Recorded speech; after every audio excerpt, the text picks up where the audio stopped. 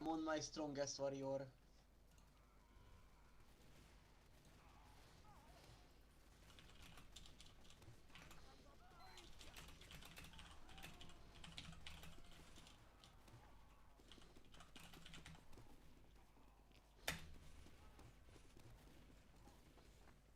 Mission ends in 60 seconds.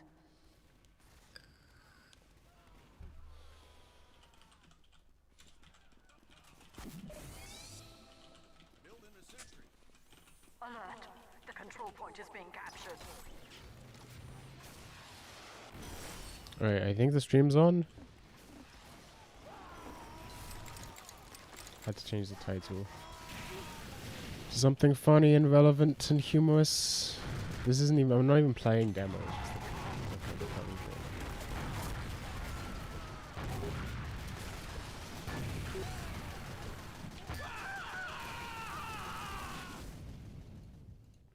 I'm gonna requeue and piss, actually. What I should do is set this to starting soon and put some fucking music on.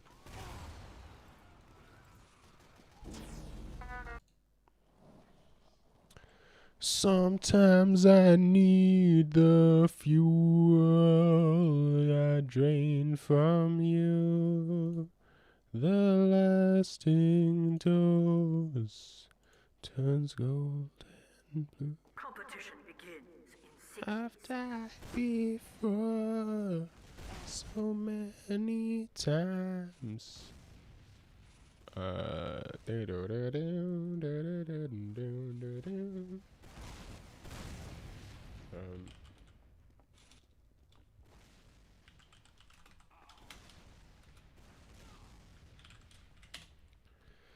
Sure, let's just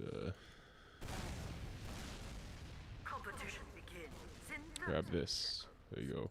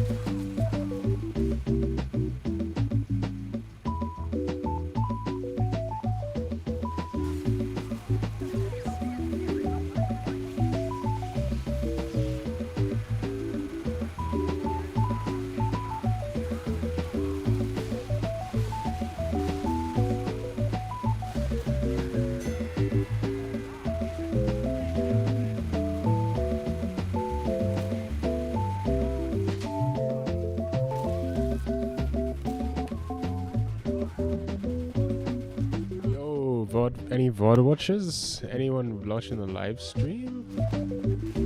Yo, it's Unim's here. Unim's here. Give me TF2. Put this over here. Let me arrange my windows correctly. Put that there. Put that.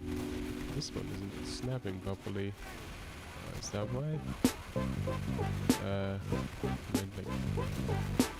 This. Sorry about this. Technical issues. I need to switch to a different window manager on this computer because this is fucking ass. Okay. Alright, I'm playing Cabanite, I guess. Yo, what is up, Unim? How's it going? Where am I? That was sick.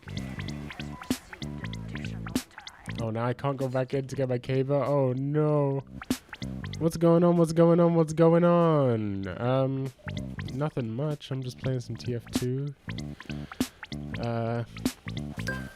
Thinking about life. Thinking about TF2's balance. Can I hear myself? How's the audio, by the way? Or maybe I need to turn this up. Wait, can you hear? Is my bass guitar plugged in? Can you hear that? Wait, maybe I can. That could be kind of sick. Hold on, I kind of want to see if I could get that to work. Is there like a properties? Yeah, I want that. You hear the bass in the OST? Hold on. Wait, let me leave this game and pause this for a second. Wait, and if I like turn this one all the way down.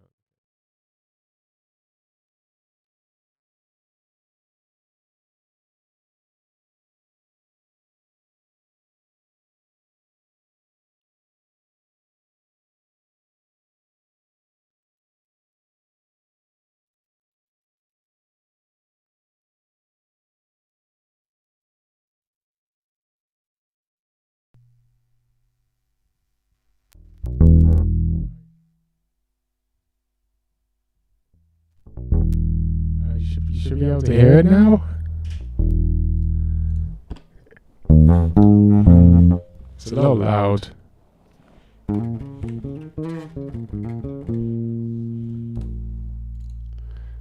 Yeah, hell yeah. Am I doubled? Hold on, is my voice doubled? Wait, yeah. Is that better? Yeah, that should be better.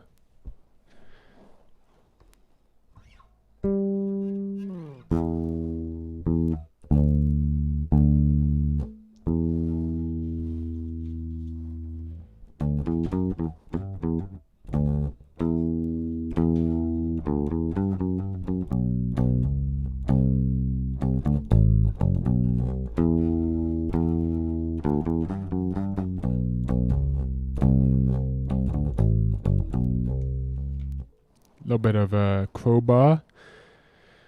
You know, I want to try to see if I can fucking do this. Hold on, look, give me a tab. Not like that. Not a tab of acid. Just a tab of YouTube, so I can look up Toki Maki Poporon. Let's see if I still remember the bass line, because it's fucking ridiculous.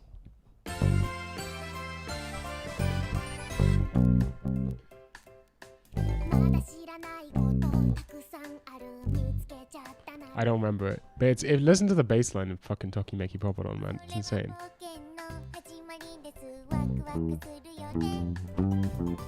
I don't remember it. Okay, well, enough of that. Enough of Toki Maki Poporon. Let's get back to TF2. Crowbar has become so popular lately. Very weird to see. Yeah, I noticed this. Like I was listening to. I just wanted to listen to the album today, and I realized like a bunch of those songs have so many views. When did that happen?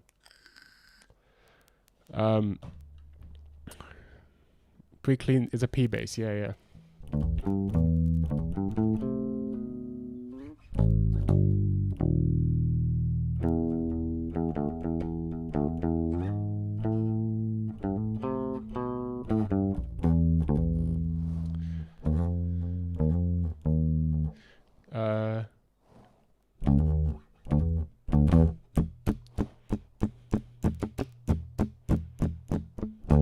Generals gathered in their masses, just like witches at black masses. Evil minds that plot destruction. Sorcerers of death's construction. In the field the body's burning as the war machine keeps turning. Death and hatred to mankind. Boom, boom, boom, ba-dum, boom, boom, boom. Poisoning their brainwashed minds. Oh, Lord, yeah.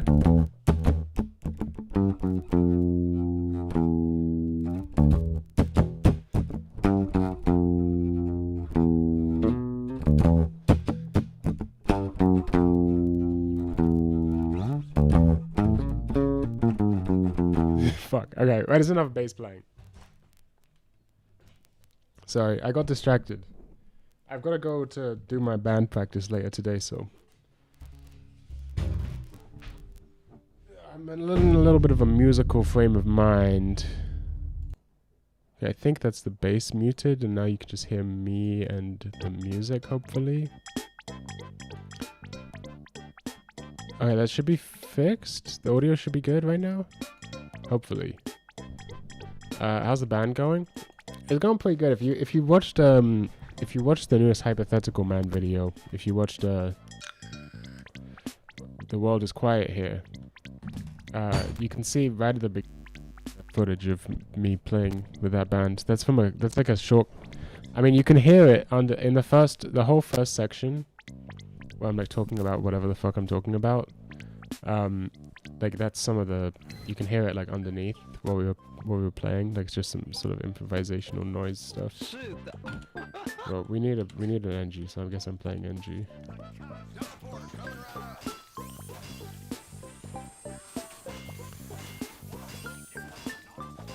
We don't always play like stuff that's that noisy. Actually, we do a lot of sludge stuff, and like doom metal stuff. Kind of like noisy doom sludge with a little bit of inspiration from like some no wave stuff. It's very improvisational in a way that I'm not sure I actually like. It's kind of hard to get these guys to listen and like write a song and play it the same way every time. Like they're very like, the guys I'm in the band with, they're very like, they just want to like fuck around a lot of the time, which it's fun, but it's not, I think it's a little bit different from like serious music in a way. I don't know if that makes sense. I need to put a fucking dispenser down. Nice, sounds cool. I like the improvised heavy music. Tends to work best when improvising in a structure. Yeah. I don't know. I have mixed feelings about it, but it's definitely fun. I mean, we play super fucking loud in that practice space that we hire out, and they have like a really nice bass amp that I plug into. I don't know what fucking type it is, but it sounds great. I have like my rat pedal, that I plug into my bass. Oh, it sounds fucking beast. And when you get it, and then like it plays super loud. We do a lot of like, what do you call it, like feedback stuff. Especially like, I like to fuck with the feedback on my bass, and then my friend's fucking with the feedback on his guitar, and you get all this like interactions, and bass so heavy that it just rattles the whole room. It's sick. I mean, it's fun. It's very fun. I don't know if it's like, I don't know what we're gonna do with it, but yeah, the band's called Abesada Panic. Maybe we'll put out an album one day.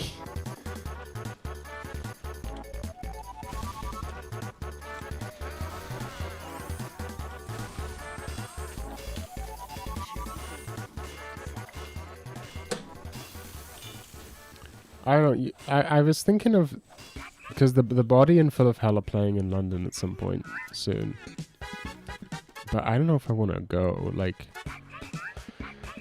I don't know if I fuck with live music anymore.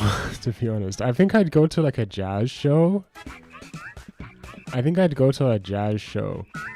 I don't know if I'd go to like a a show like the Body or whatever the fuck. It feels like, I don't know how to put it, but I guess it's kind of a stupid way to put it, but it feels almost performative. in a weird way. I mean, in a very basic sense, you're paying up, like for me, I'm paying a bunch of money to have like a panic attack, pretty much, and listen to the music that I would like. If I wanted to listen to the music, I would listen to the music. You know, like in a live situation, it's oftentimes like I'm wearing ear protection, so it's like you can't necessarily make out all the details in the music. I don't know. I don't know if I'm into it these days. Do it. I'm going to the Copenhagen. And we start now. Abe Sada Panic. It's a historical reference. There's a if you look, you should look up the Abe Sada Panic. It's an interesting story. Post World War II Japan. It was a big scandal. Big one of the first like big news. Post War Japan newspaper sort of shock stories. Big public moral panic, I guess. There's this woman called Abe Sada, and she cut off her husband or boyfriend's.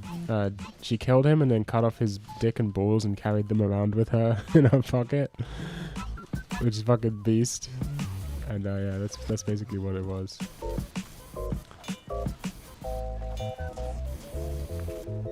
I mean, the volume is a huge part of heavy music. That's true. I'm gonna move my gun. Oh, it was such terrible timing.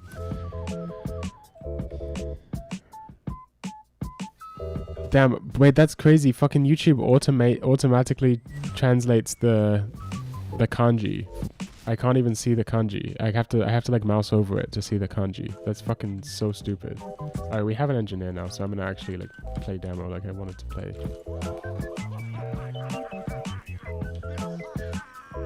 Crowd interaction, I don't know, but the gigs I've been to, like either they were small punk shows in like a pub, which is like mostly I went there to just mosh, but these days I'm like I don't have the energy to do that.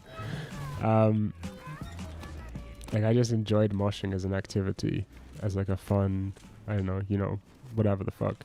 But I'm these days I don't have the energy for that.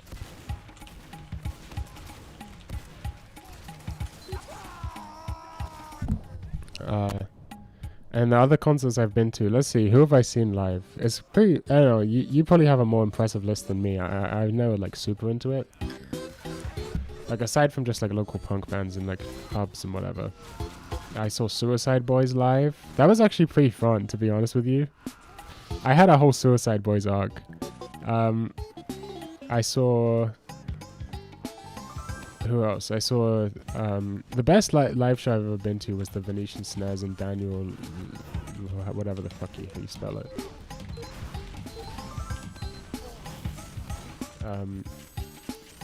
Let's see, who are Death Grips twice. Horror, which is spelled HO9909. I've seen them maybe 3 times.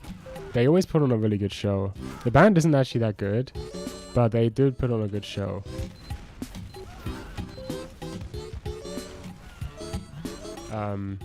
It's like a punk rap band, if you know them.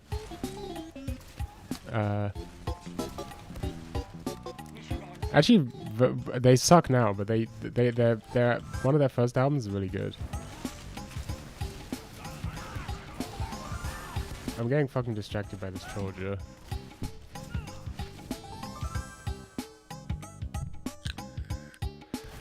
Someone went into 50 plus concerts a year for almost 2 decades and grew up being very active in the hardcore scenes. That's sick.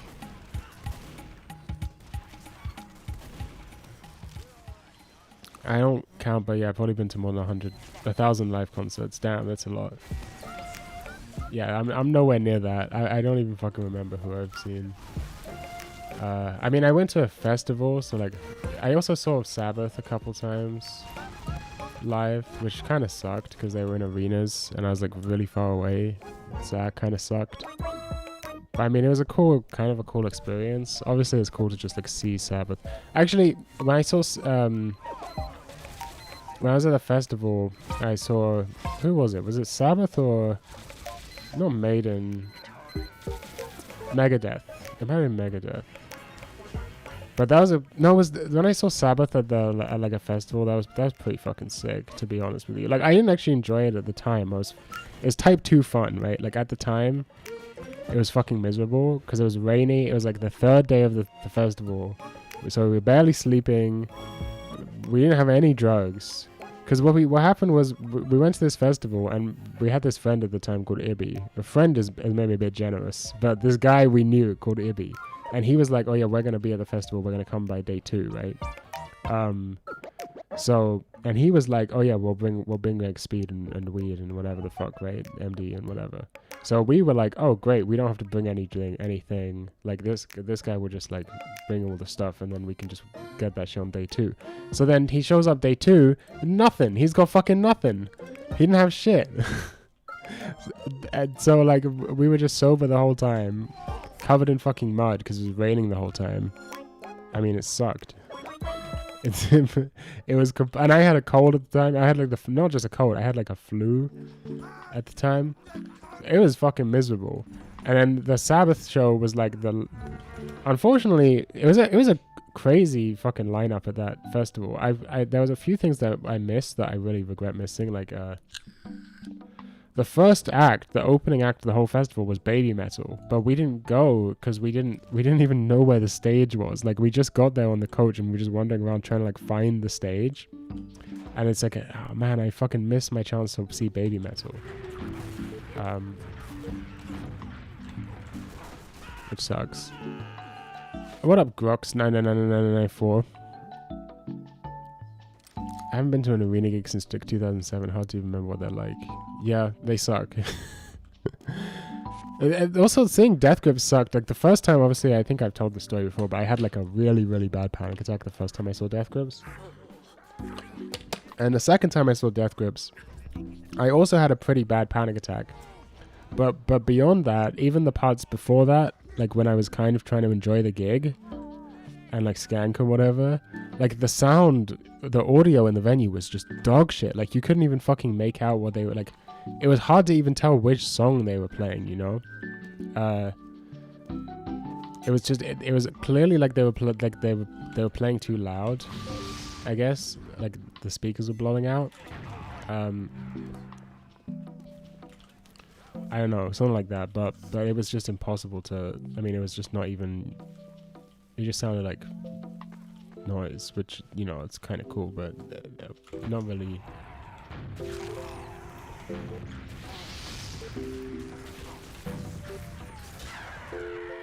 Damn, I got owned. Rock venues often have a hard time with managing low end. Could easily see that being an issue with Death Grips. Yeah, it's something like that. And the thing is, it's like a well-respected venue. I was like surprised that they sucked so bad. The audio was so bad. And that was before I was wearing ear protection to gigs as well. Let's see. What I mean, I must have seen more than this. Right?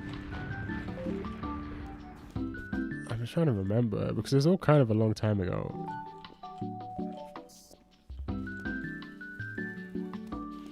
Might just not be used to lots of sub bass. It wasn't that. You know, I worked in a club for a long time that had insane sub bass, and I could always make out the music. Like I actually, while I worked there, they had a sound guy come in to like redo the sub bass, like if they replaced the subwoofers. So like the difference between like week 1 and then week 2 when they got like new subwoofers that were better, it was crazy. The bass was crazy. But I could always make out the songs at that club, so I don't think it was that. It was more like the high end, like it just sort of all blew out into just. I think it's the Zach Hill's drums just being mixed too loud or something. It was just hard to even tell what they were playing. And also, Death Grips just plays like they don't take breaks between songs, right? They just play continuously. So.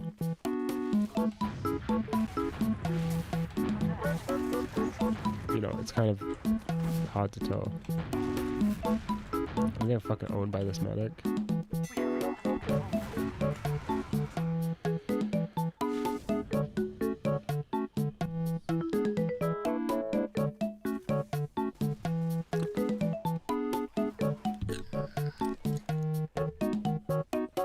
think. I must have been to. I mean, I've definitely been to more shows than this. I don't know why I'm forgetting. I mean, I went to some shows when I was younger, but I don't know if that really counts. It's not really what I'm thinking about.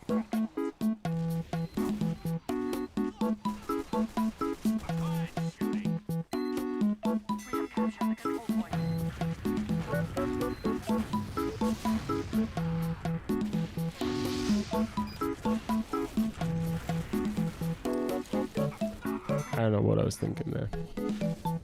If you ever want to check out more, yeah, Cafe Oto is good. I've been there before. Actually, some people were trying to say that I should play there. Back like really early on, I had this friend, like, you know, Black Midi. Like the guys in Black Midi are like a. It's complicated, but like a friend of a friend in uni. Knew Black Midi. Knew one of the guys in Black Midi. It might be the dead one. I don't know which one he knew.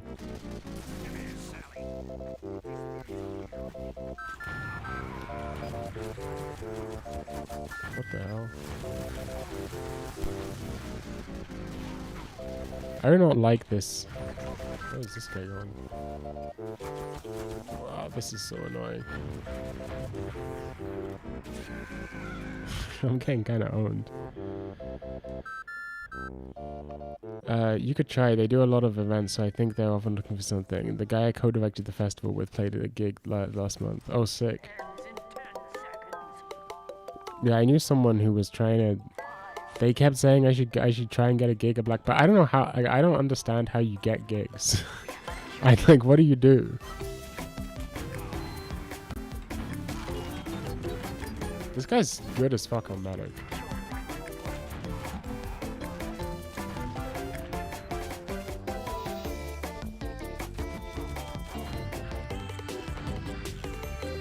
I'm gonna die if I stay here. They're kind of at the intersection of new music and experimental improv music. This fucking sentry is so annoying. Who designed this map?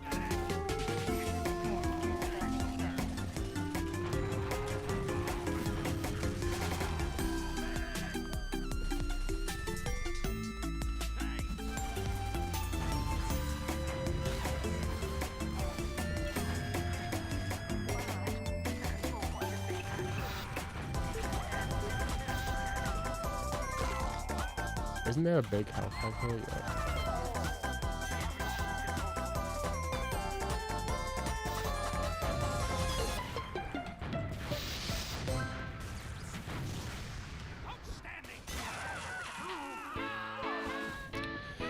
Either you know someone who's curating / booking a gig, or you just write to Cafe Auto, explain your profile and what they might do, and then if they need an act like that for a gig, they might. At least with a space that does lots of concerts, like, that's what you do. Like, what I need is a fucking manager, to be honest with you. Like, I don't know how to fucking do that.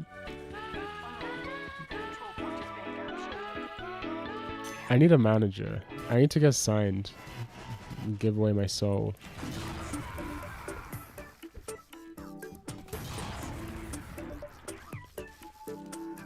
I do not have the social skills to do that. You really don't need a manager. I fucking hate getting emails from managers.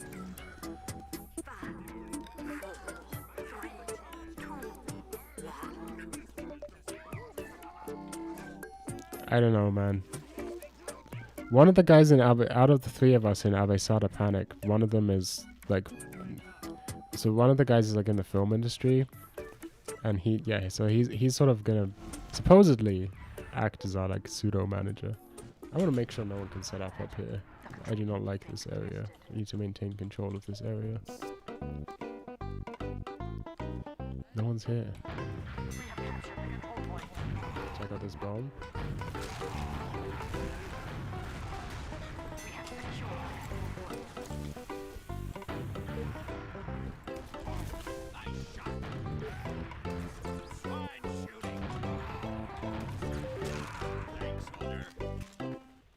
We get hundreds of, like, you literally just need to a press kit email and personalize a little bit.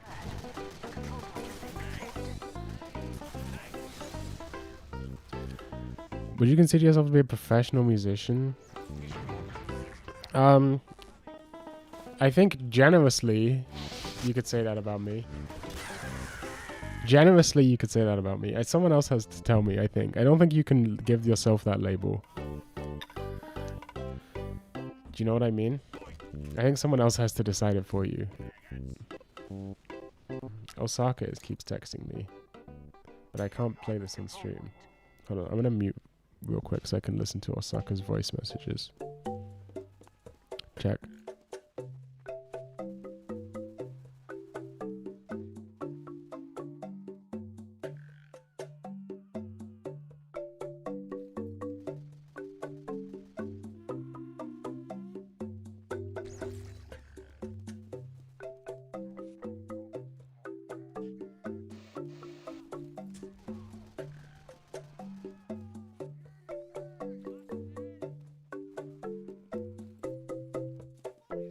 Okay, Tadaima. The ones that really make an impression are the ones that have clearly taken the time to know what our festival is about and have tailored their proposals accordingly. I started to feel like a professional musician once I started making more than 10k a year from music from work. Very arbitrary distinction but far accurate. I mean, yeah, I feel like I'm not doing shit. I don't have the... This is the thing, is... I want to make fucking music. I don't want to write proposals. You know what I mean? I don't want to write a fucking cover letter and a CV. Please put me in your festival. Competing with a bunch of other musicians? Nah, man. I want to put my show on fucking SoundCloud and 5 people listen to it. I don't know. I can't do that shit. It's just my body violently rejects it.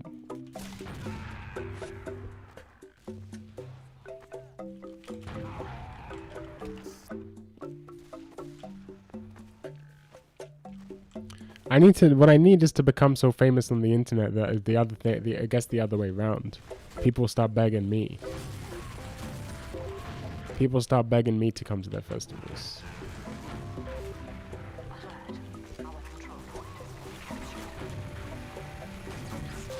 Oh, that was a fucking sick crit.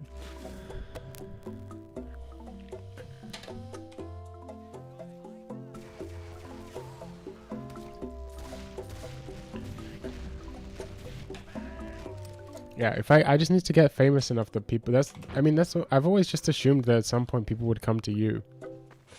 I mean, the only venue I'd feel comfortable, I need to not say this because I'm going to dox myself if I say this. Made a simple browser game that is not complete. I made a simple browser game that is not completed and not published, but I want to be a professional indie game dev. I mean, that would be sick. Where am I? I was just reading chat. I just am wandering around the map. I mean, that's fucking sick. If you want to share the browser game, I'd be super interested to see it. I'm going upstairs. Big crit. I have to go to bitch ass work. Okay, goodbye wage cuck. Goodbye wage cuck. Enjoy your wage cuckery.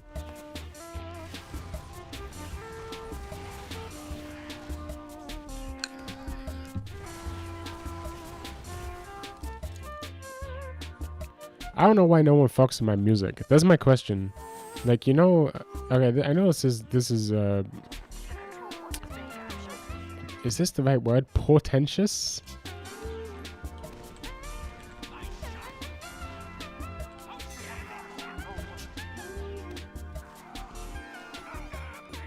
But I feel like my recent album, Peace and Love in Planet Earth, is actually a really good album.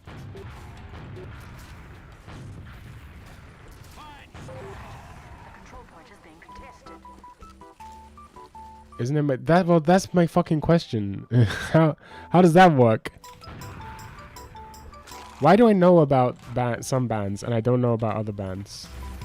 But then sometimes I find a fucking sick band just randomly. Like, not too long ago I found this band called Chinese Cigarettes. I don't think they have many views or like players or whatever. Chinese Cigarettes. And here's their oh, it seems like they've got more fans since I found them. It seems like they're getting more popular. But when I found this band, they had barely any, like, I mean, they're still not super popular, We're just being captured. but they had like nothing, right? But I found them, and it's fucking sick. I mean, it's a little generic, but like not like, I still think it's good music. Like if you like, I don't know, what's the meme term for that kind of music? Slowcore, you know, like okay, well, I'm just requeuing because I don't want to play against 50 heavies. Do you know what I'm talking about? The like, what's that fucking band? What's the slowcore band? You know what I'm talking about. But it's like, how come I found them, and how come like they're not more popular? You know, like like their music is as good as any other. Like I fuck with it heavy. I bought the album, you know, to support them.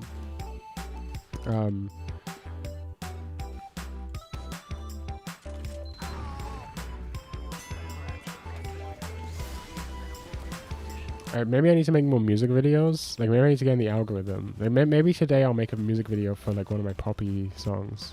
What's a poppy song I have? What's a song that Gen Z would fuck with?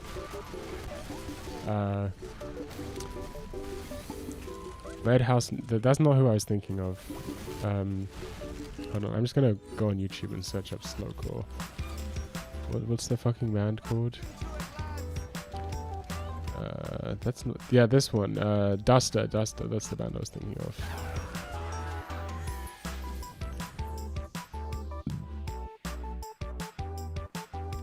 There's a suspicious man outside of my house. Your most popular song sounds like something that you would play on radio. Which one? The Made of Glass one, or whatever it's called. You see right through me, I see right through you. That one. I think that's my most popular song. Or unless you count the 100 Gex remix. Or cover. I don't know why they called it a remix. I kind of feel insulted by that.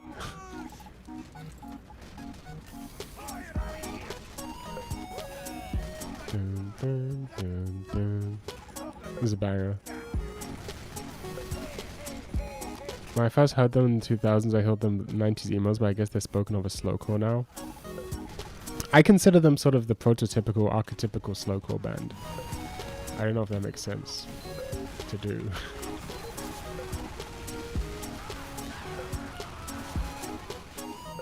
But they definitely could be considered 90s emo. For sure. I don't think that's a mischaracterization at all. Yeah, Chinese cigarettes is a little bit like that. Instrumental. I fuck with them heavy.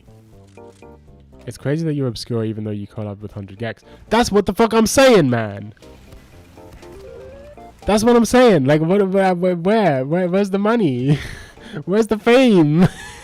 The thing is, I get recognized. You know what's crazy? Is I, like, despite the fact that no one listens to my music, like, I put out a fucking album and it gets a few hundred views. No one listens to my music anymore. But then, like, I leave a comment on a random fucking video. Like, I leave a YouTube comment where I'm on a TF2 video or, like, a philosophy video or something. I left a comment. There's this philosophy channel. They're fucking dog shit, right? One of the worst philosophy channels. But I watch them basically as, like a so bad it's good thing. Like, they're funny to me because it's so bad, right? There's a channel called Theory Underground. It's such garbage. It's actual slop philosophy content. But it's not actual. The slop philosophy content is like philosophy tube or something like that. It's instead they're actually trying. That's the thing that's funny about Theory Underground is they're trying and they suck. They somehow suck even more. Anyway, so I watch them kind of like because I find them funny. But I left a comment on one of their videos. The only time I ever commented on one of their videos. And immediately I get a response which is from some random guy who's like, didn't expect to see you here. Love your music. Especially like that, you know? I left a comment on a TF2 video, right? And someone replies, damn, no thank you, nose game, or something like that, right? Like people recognize me somehow. But then like that doesn't translate into anyone buying my albums or even listening to my albums. Which I don't know, maybe I need to make. But then I made Inus, right? That's a poppy album. And I just marketed it badly. I didn't market it at all. I don't know how to. I need to know how they marketed. How did they market Be the Beginning? That's my question. I'm not a fucking marketing and branding expert. I like to just make some noises. Sorry, I did miss your fucking live stream concert idea. Here I have a classic high shower thought that I came across the other day. What if we did a Denpa-chan live stream concert series, dude? And then the international anisong scene. I'm sorry for not reading chat. I kind of got caught up in my own shit. The international anisong scene does a lot of these and has kind of blown up into doing stuff in physical spaces as a result. I think that would be interesting. But how many musicians do we actually have on Denpa-chan? That's a spy, right? That's as spy as me.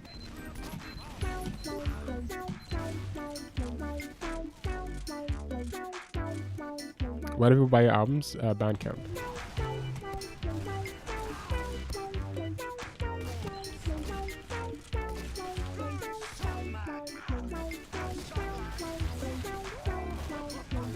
That was fucking hilarious.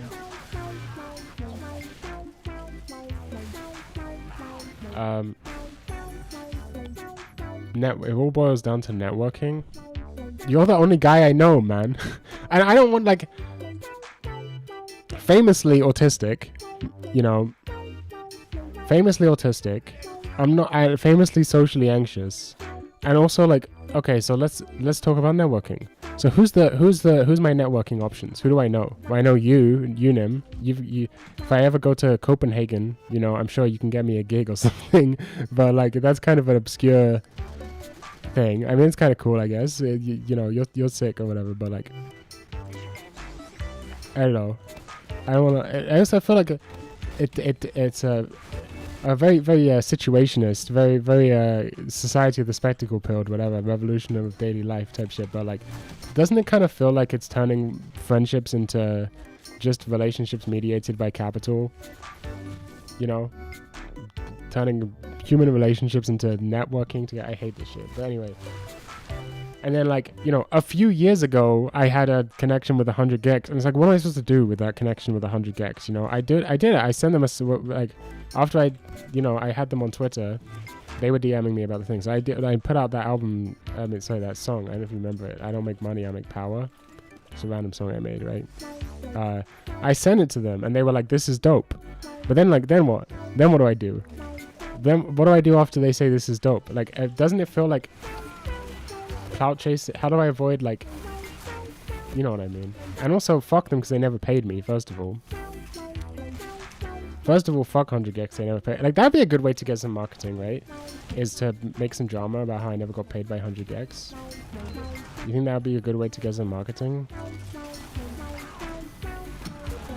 Because the one time I tweeted about it, back in the day when I had Twitter, it got a bunch of fucking people cared about that. You also know people in your band and other people online. But I mean a lot of... Sorry. Damn.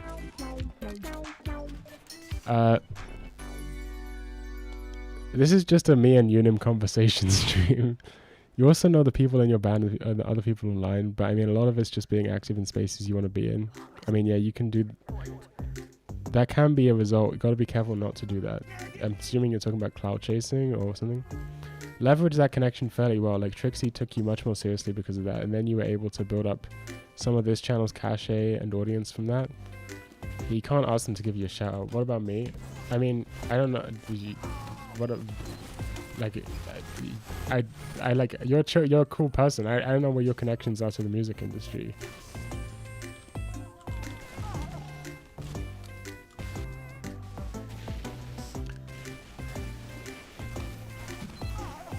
I just blew myself up.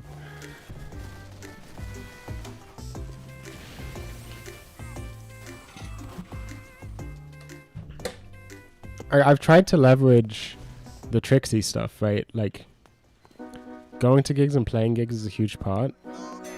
Maybe that's what needs to happen. But I need to, like, I don't know how I would even play a gig as no thank you. Like,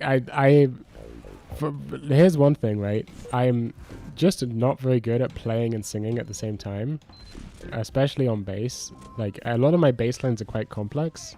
They're not like that complex, but like, they're complex enough that they make playing and singing at the same time a little tricky. And I'm not very good at it. So, like, I guess I could practice that or whatever. But, like, okay, even if I can play bass, I don't know, like, a drummer. I mean, my band members, they don't, like, I've talked to them about this. Like, one of them's chill with it, but the other guy, one of them's chill with it, but he's not actually a very good musician. The other guy, he doesn't want to play other people's music. Like, he's just like, no, I want to play my own music. I don't know if you know what I'm talking about, but, like, he's got that kind of attitude, which I completely understand. But yeah, he's not interested in, like, being a guitarist for me or something like that.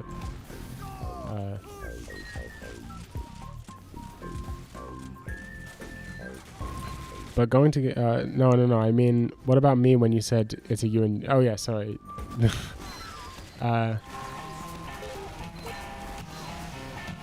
You're here too. You're here too, and you're definitely you're contributing to the atmosphere of the stream. You're doing your productive labor. You're doing your job as an unpaid digital sharecropper to increase the interactions to my stream on Google's servers. You know, I appreciate all the labor power that you're providing to the stream.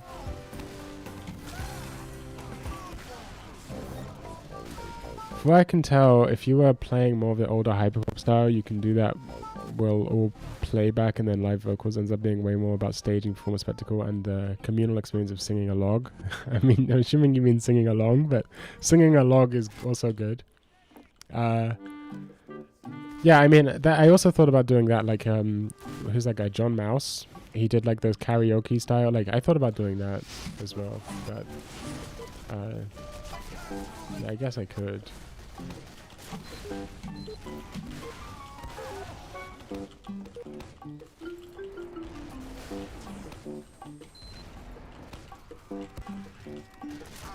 I'm out of ammo. I need to back up. Nobody loves System D? Yeah, fuck System D, man. I'm on run it right now.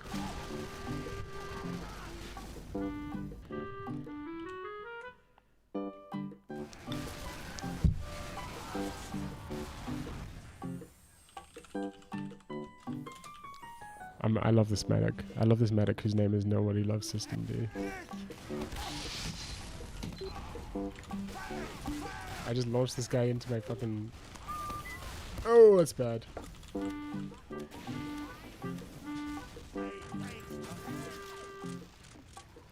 What do you mean a cover of 433?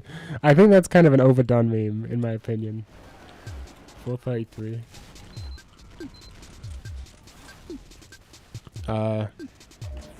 Seems to, I imagine you wish for a machine. I don't know how Machine Girl plays live. I almost went to a Machine Girl gig once, but then there was like a, what's the word? Like a, I was busy. I couldn't make it.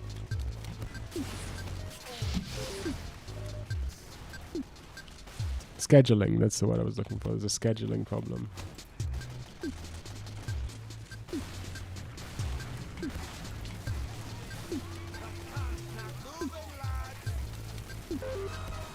Why did I just throw a pipe there? It was unnecessary.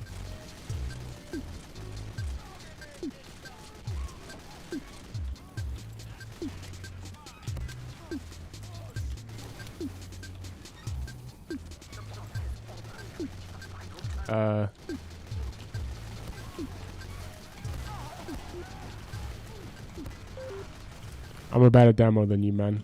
You'll never beat me in demo v demo.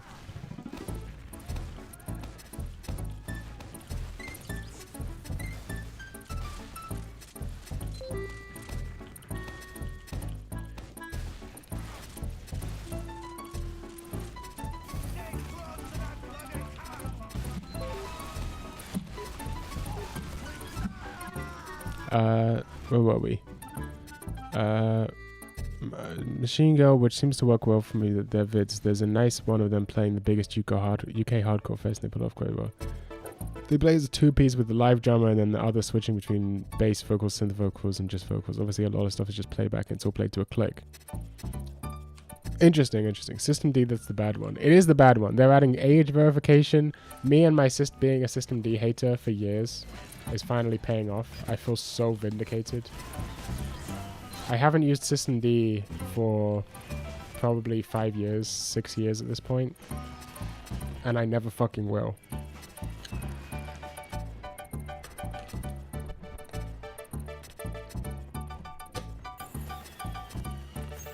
Yeah, I mean, if I knew a drummer, that would be cool. I don't know a drummer. But I mean, I feel like I'd be okay just playing, like, you know, to a backing track. And just singing. That would be pretty dope. I think I need to put out a music video. I think I need to, what's that one? Hold on. Where's the, let me play this,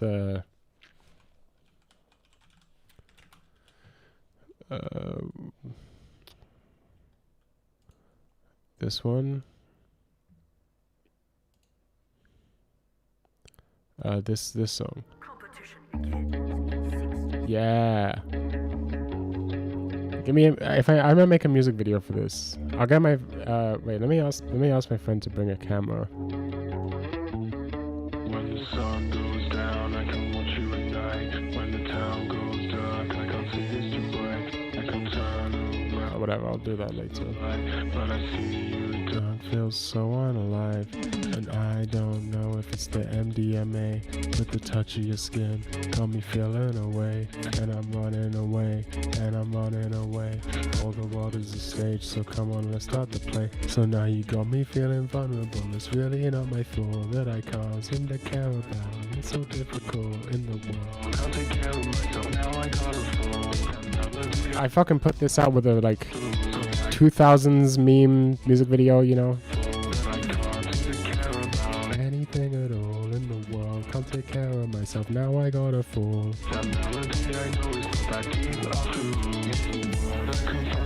If you don't listen to DSBM, now I'm seeing shadow people, yeah, I'm off the deep end. Feeling numb every day, yeah, I hit the weekend. Feel like Tommy right in the dark, yeah, when I go creeping. I gotta go into CPH for an important with my weed guy. I might just say fuck it and disappear in the night.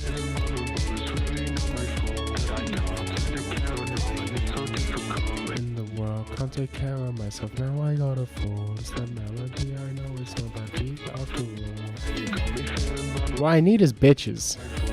I need, like, you know, hold on. You know this fucking... Give me a full screen. This. Like this. You know what I'm saying? Like this, you just get bitches. You know what I'm saying? You just put some bitches in your music video, it gets how many views? 2.5 mil. You know what I'm saying? That's what I need, but I don't have nothing. I don't know. I don't have bitches like that. How do you hire models to be in your music video? This guy thinks he's good at spy. Sick trick stab.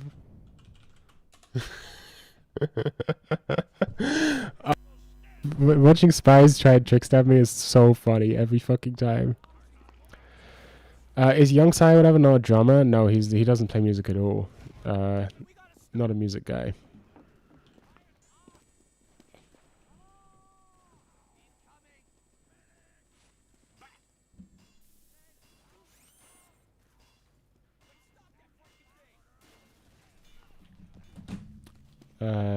London pub go.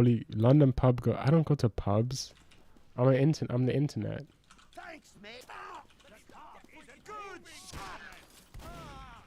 Hey, thanks. I'm just gonna keep fucking with this guy. What if your music video was like, "Don't hug me, I'm scared"? I can't afford that. I don't have the budget for that. You think I could afford like fucking puppets and shit? Oh, that's bad. What if you... I don't know what I'm gonna do for my music video. I'm just gonna fucking... Just spam like 2000 stuff, you know? And it's easy. Because firstly, that stuff's easy to edit because it's literally like make it look like Windows Movie Maker, which is like, you know, obviously easy to do. You know, I'll just record myself doing it. I'll record myself in like faster speed.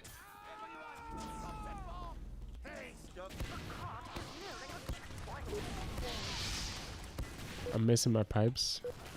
I should just sticky spam this guy out.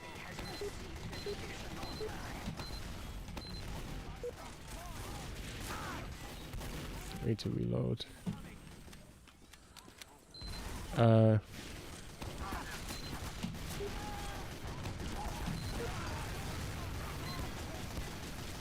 is this guy not dead yet?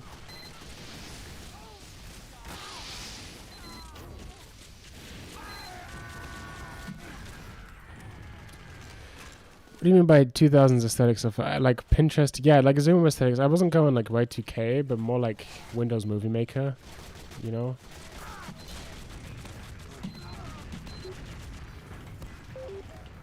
Technically an air shot. Wait, there's shit going on over here.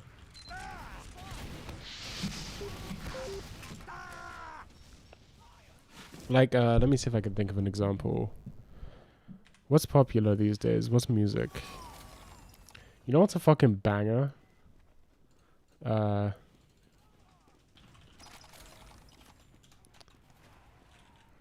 See if I can find it. Yeah, this.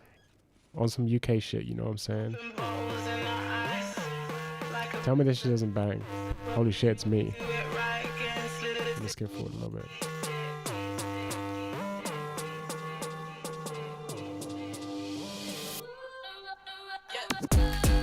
Like a G6, I'm fly like a 40-yard screamer, knockable strike, Ronaldo free kick. I'm fly like a C3 plastic Game Boy pocket, black buttons and green tip. I'm fly like an Air Max 110 dead with a mean zip. I'm fly like the thing Lang once undo on my trousers, made some thousands, trying to make more than I can count. Second set them. But like this has like subtly, it's got all sorts of reference to like old grime videos.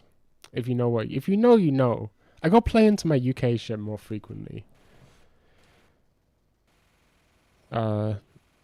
Let's see. What's a good...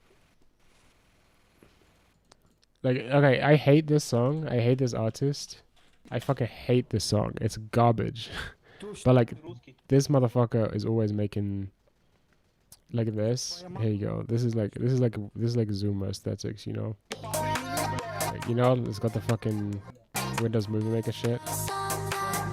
God, I fucking hate this song.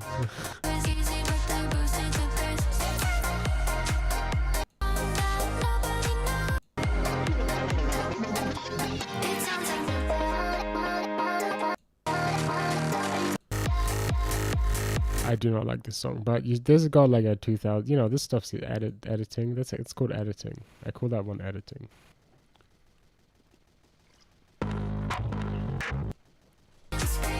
Maybe I can like collab with someone like fucking. What's that motherfucker called? Yeah, Ljot Svanhilde. This motherfucker has the best aesthetics. Best VTuber. Shutton forgot to give me a screen or something. Can I plug it into my player? Commission to make a music video? No, I can't afford that. But rip her off for sure. Rip her off for sure. You know what I'm saying? Don't be making music. Don't be making this, man. This is what I never want to become. I never want to become this, man. I never want to fucking become this. Don't be making these fucking... This is like... It sucks the joy out of everything, really. I hate video essays now. This is my new thing. I hate video essays. I'm never making one again. It's all of this fucking... Everything has to be critical. That scout just got fucking owned by my insane pipe laying skills.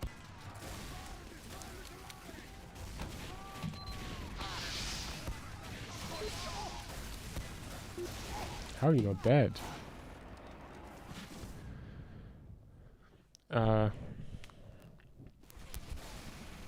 Yeah, I don't really know what to say. I'm just gonna fucking record some footage and edit it until it looks good, man. I mean, I don't really have a plan beyond that.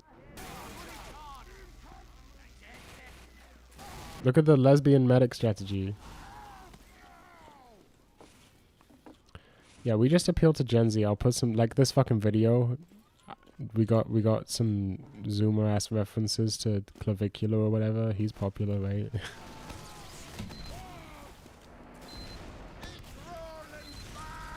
Check this out. There's no one there.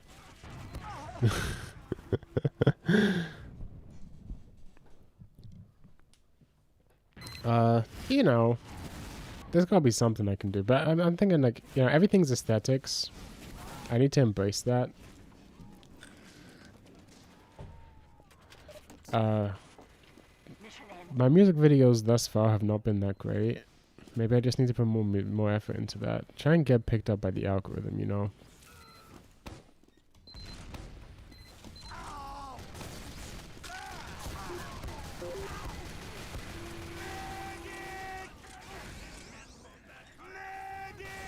Hello? Hey medic, could I get some heals, please? No.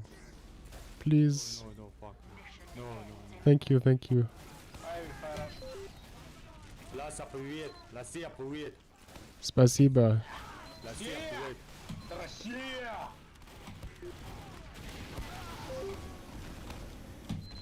Ласия, привет, Индия. Индия, Ласия. Я не говорю по-русски. Польский, не польский. Kurwa. Kurwa, you kurwa. Kurwa, Ласия. Победу.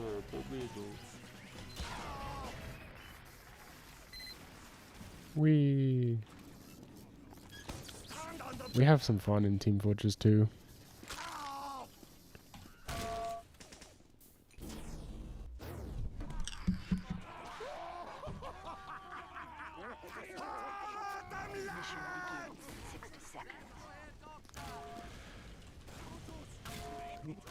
Kurwa. Yo, what up is Naduella? That's a great name. I love the spelling of your name. That's great.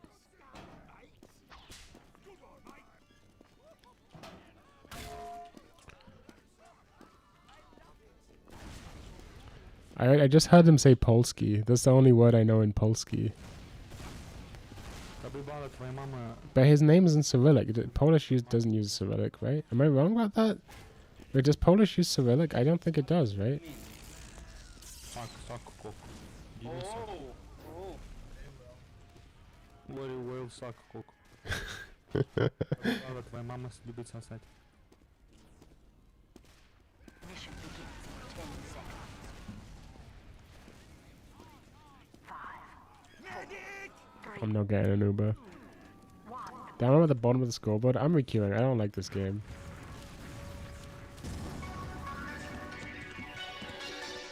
Unfortunately, I have to mute this guy.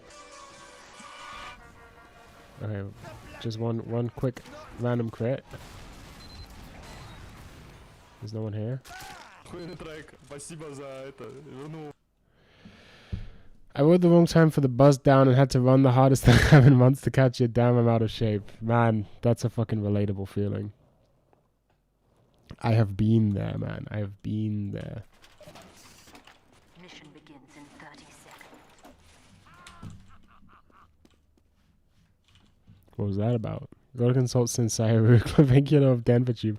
That's true, Sensairu is the clavicular of Denver Tube. Where is he? Get him in the fucking stream.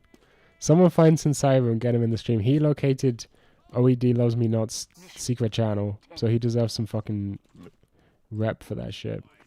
5, 4, 3, 2, 1. 1, 2, 3, 4, 5. That's how you surf a rocket, by the way.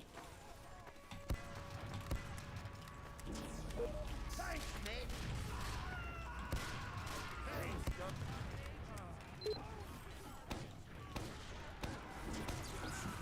This is how you play this map on demo. You just keep an eye out for spies, keep this area trapped.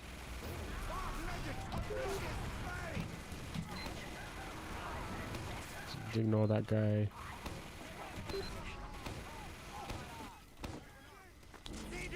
Where's our fucking NG? We don't have one. I'm critzed.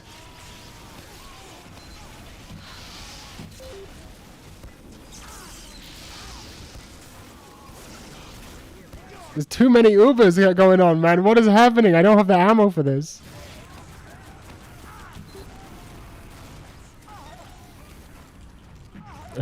That was fucking ridiculous. That was absurd, ridiculous, obscene. Received additional time. You know what I need is I need a more expensive hat in TF2. I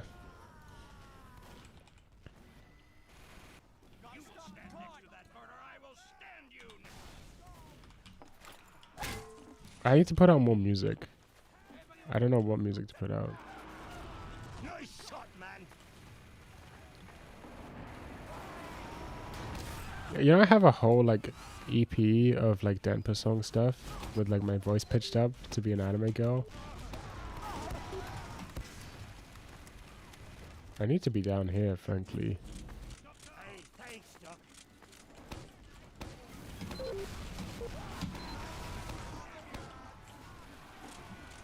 Where's the live chat? Clavicular surgically smashes his face bones with a hammer. I don't think Sensairu is too far. Sensairu surgically injects pig brains, man. It's the same. He's the clavicular. I don't. Let me be real with you, okay? I watched a bunch of clavicular shit yesterday for some reason. I was like trying to figure out who this guy was. So like watching some interviews with him and shit. Honestly, he seems chill. I don't know if this is crazy to say, but I don't see anything wrong with. I mean, for the most, obviously he has some weird opinions on women, but for the most part, like, I don't know. I don't agree with his philosophy, obviously, but I think, actually, I kind of wanted to put out a video about this. I don't know if this is crazy, but clavicular is basically Karl Marx. Like they have the same ideology. I know that sounds crazy, but okay, I gotta like, that's the world's most obvious spray, and then boom. Did you see that fucking predict? Tell me I'm not fucking insane at this video game. Tell me I'm not fucking insane at this video game. I just did 210 to that pyro and he didn't die.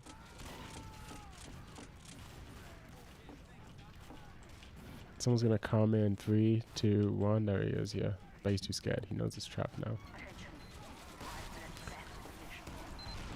Oh, I missed him. He's gonna come this way. It's over for me. Well, I did okay. That's exactly what I did, Unim. I watched those 2 interviews.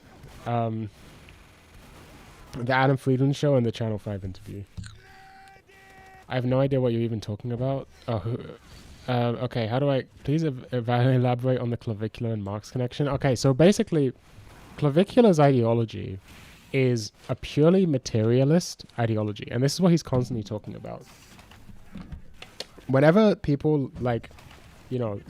The interviewers would say stuff like, well, what about, like, you know, you can enjoy success by being funny or being, like, rich or being skilled at your job or whatever, right? They would all talk about this other stuff. And he'd always bring it back to, like, the material base. He'd say, like, yeah, you can do all of that. But underlying all of that is lookism, right? Underlying all of that stuff, it's like, if you, okay, yeah, you're really good at your job, but, like, statistically, you're more likely to get hired if you're physically attractive, right? Even if 2 guys who are equally good at the same job, the more physically attractive guy is more likely to get that job, right? Like dating, yeah, sure, you can get women by being funny, but you know, if you're funny and attractive, you're gonna have more success in the dating market. Like whatever, every context, he'd always bring it back to this, like, you know, yeah, sure, all of that stuff does exist, but there's a material base underlying all of it, which is this lookism, right? And I found that to be very reminiscent of Marx, right? Where he's basically saying, you know, all of this other stuff is real, right? But underlying it all is this material economic base. Now for Marx, it's obviously production, and for clavicular, it's lookism. But it's a very similar ideology in terms of this focus on a sort of a deterministic materialism, where the focus should be on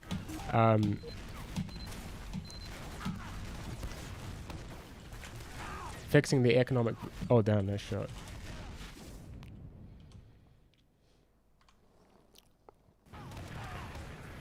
Sorry, I got distracted by getting fucking air shot by the beggars. What was I saying?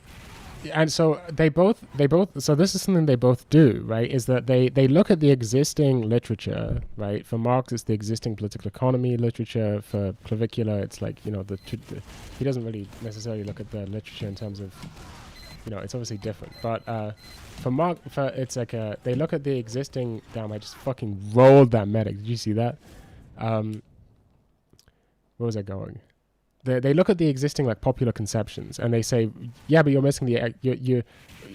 Firstly, there's this base, there's a material base that you guys are missing, right? There's underlying material base, and secondly, that material base can be understood with like a scientific rationalist mindset and optimized. So like for Marx, it's production. You know, like you look at the material base underlying all economic activity, all of society.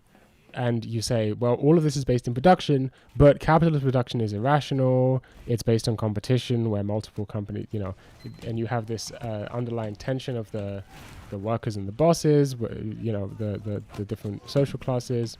And so like naturally, you know, we can create scientific laws to measure and rationalize this system, right? Such as the rate of profit decreasing, you know, all of his stuff about value theory.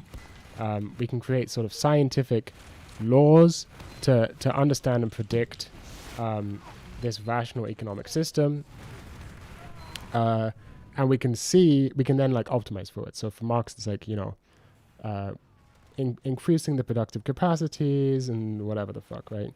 And Clavicula basically has the exact same attitude, except instead of seeing production as the base of society, he just sees lookism as the base of society, right? But has the same attitude, right? He's like, we can take this lookism, we can apply scientific rational concepts to it, rational laws. You know, he's always talking about how, like, I mean, in that interview where he mentions like Sydney Sweeney, like, oh, Sydney Sweeney, you know, oh, sure, she has big boobs or whatever, but I hit the but like her face, you know, it's on the attractiveness scale or something. I didn't mean to taunt. I pressed the wrong button. I was trying to change weapons. My fucking binds are fucked up. And they have this like scientific, or you know, maybe you want to call it pseudo-scientific or whatever, but like a rational or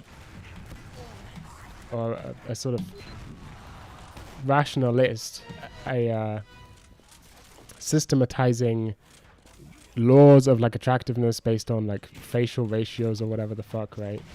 I don't know, it seems very reminiscent. Am I crazy? This is like the same thing.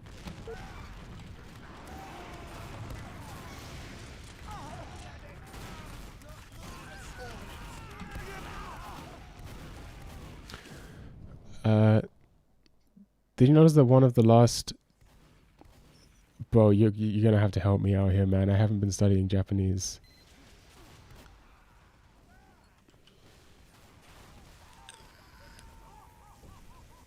I don't know. Does that make sense? Guy with the Nichijou profile picture? Like, they both make the same mistake, right? The same... Where they look at the laws of the economy and they understand them, right?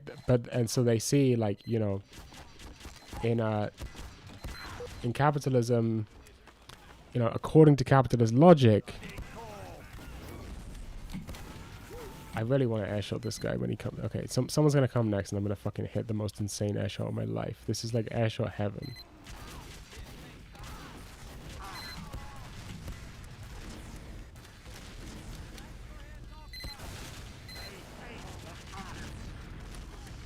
Bro, I really want to hit this fucking airshot. Okay, we're gonna get crits.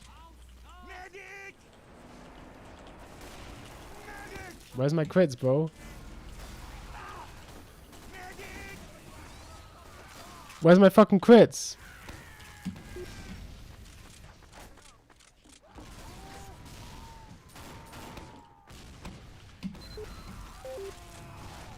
Bro, I see you, Med. Where did my Med go that had like a fucking... Did he get fucked by a soldier or something?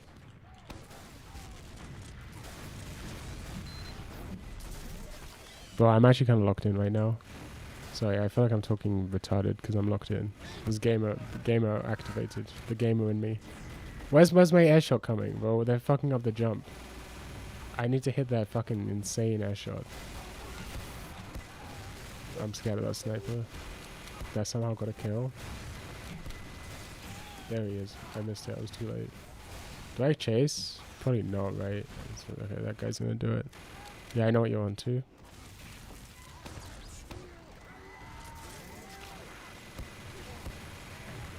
Alright. Jump? Jump for me? Jump for me? You know you wanna... Oh no, he's too scared. Pussy.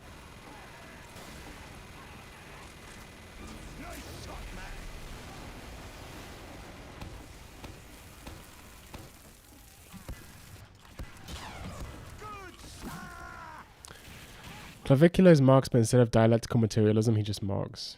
Pretty much. I mean, he even has like a dialectical worldview. Like he almost has a class system built up, right? It's like incredible. Once you start seeing the patterns, it's like crazy similar, right? Where like depending on how your face matches all of these scientific rationalist, you know, attributes of like, you know, symmetry or whatever the fuck they like, you know, how far away your eyes are from each other or some shit like that, you know, like you can, that's what that determines your position in society. And they categorize them, right? They have like, oh, you're like a low tier normie, giga chad, you know what I'm saying, right? And that there's an inherent tension. And so they then say, like, just like Marx, right? Just like Marx says, right, so we not only do we have these, like, history, but history is a scientific, can be understood with the same Enlightenment, rationalist, scientific attitude as anything else. And so we should apply those laws to try and optimize, you know, the human society, human activity. And he's doing the exact same thing. Clavicular's doing literally the exact same thing. He's taking something that was historically thought of as, you know, perhaps there are some scientific laws to it, but we don't really understand the underlying mechanisms. And he's saying, like, no, you can look at the underlying mechanisms and you can optimize them. And he's like a hard materialist, right? Just like Marxists will constantly say, like, oh no, it's all about class, right? Well, damn, I fucked that up pretty bad. Just like Marxists will constantly bring everything back to production, good Marxists will bring everything back to like the wage labor relation, a value form. Bad Marxists will always bring everything back to class or whatever, or perhaps even like imperialism. Ah yes, the zygomatic tilt bourgeoisie. Yeah, like one thing Clavicular, I don't know, it's interesting because you can see like Clavicular's like maybe I even call it metaphysics. I don't know, like what he considers the base and the superstructure, I guess, right? Like I might say something like, you know, well, you know, being attractive is correlated with being rich, not because being attractive makes you rich, but because if you're already rich, you can afford those surgeries or whatever, right? But Clavicular might say, oh damn, they have a sentry there. Clavicular might say, no, like you can only get rich by being attractive in the first place, right? So like, I don't know, it's interesting. It's interesting. It's a shame he got arrested for assault or whatever, because I would have been a Clavicular defender if it wasn't for that. I know he hangs out with like Nick Fuentes or whatever, but like, you know, who fucking cares? Fuentes is a meme. I think he's like, yeah, he's like a fucking meme. The ROI is higher on focus. Yeah, he would say that. Exactly.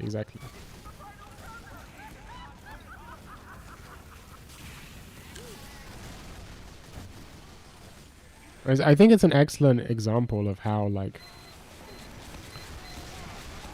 these sort of Enlightenment ideals just suck the life out of humanity.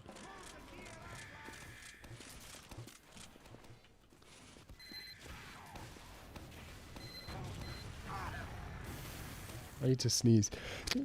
That was a fucking good sneeze, man. Here comes the Uber. They can't get me up here. Hello, how are you? Yo, what up? I'm missing everything.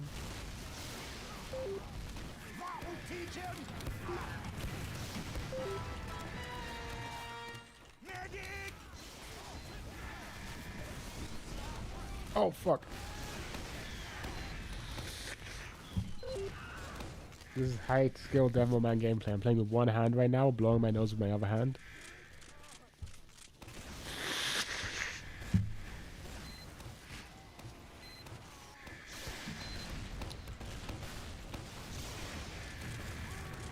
Extremely high skill Demoman gameplay.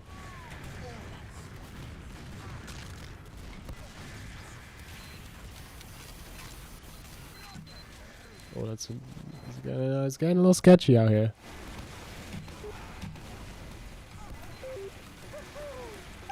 Tell me I'm not a fucking beast.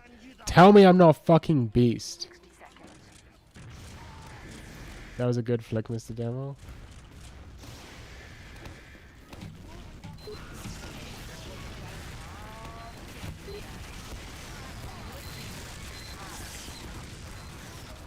There wasn't too much I could do on that Uber, to be honest. I should have maybe gone for the gun. I don't really know.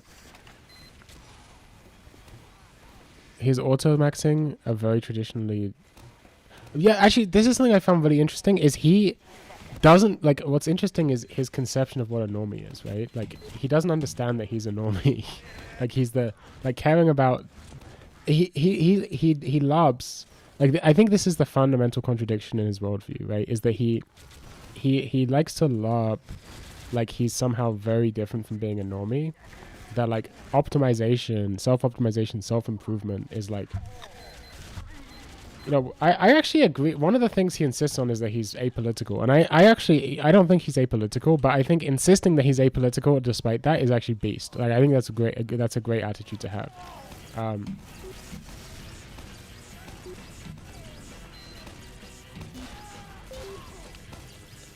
I don't think that's a flaw in his ideology.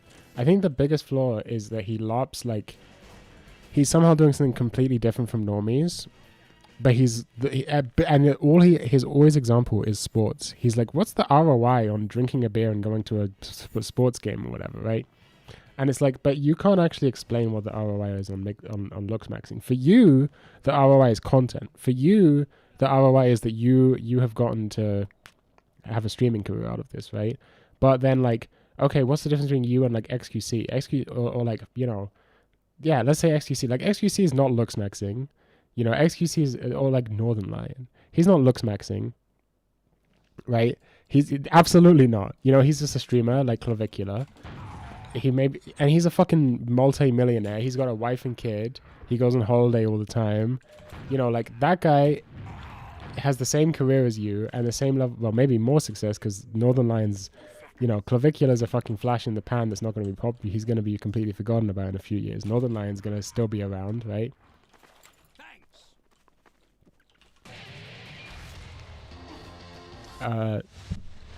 You know, really what you're saying is you became a streamer.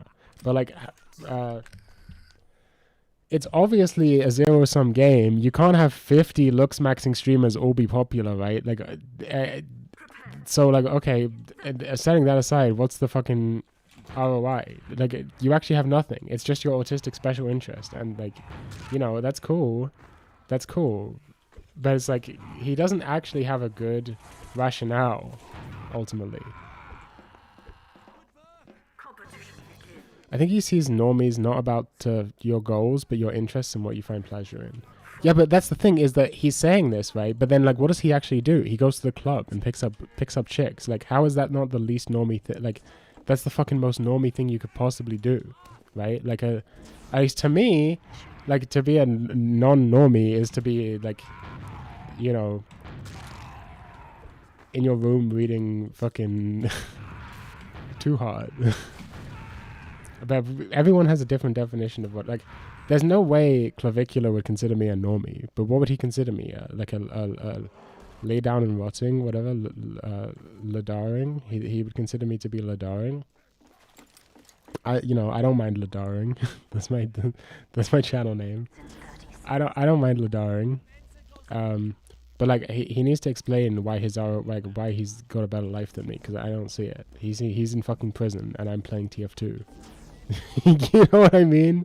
Where's the ROI? Aesthetic and performativity and the Clav hangs out with Fuentes for his audience, I bet. Oh yeah, for sure. That guy's just gonna reflect my shit. Why am I playing Soldier? This is supposed to be a demo man stream. When did I pick Soldier?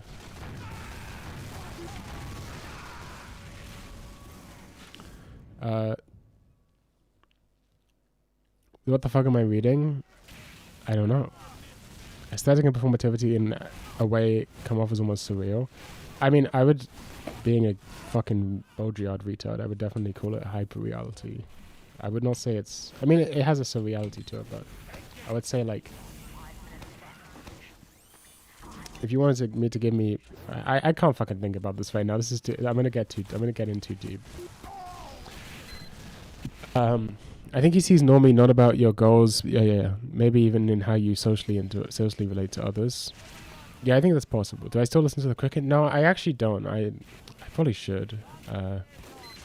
But it's fun. But I just haven't. Yeah, I don't know. I don't really do that anymore. I bet listening to the baseball in Japanese would be great immersion material. Oh, I'm getting Ubered.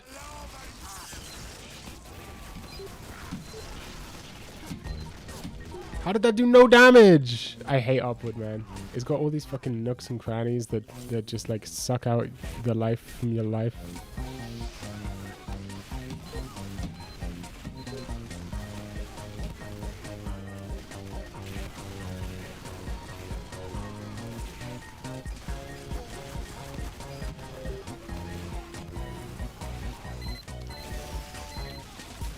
You ever seen the only good video about hyper-reality on YouTube, which is the plastic pills, the hyper-reality Disneyland one? I have to point out, right, like I've read a decent amount of Baudrillard. There's a few books I still need to read. I still haven't read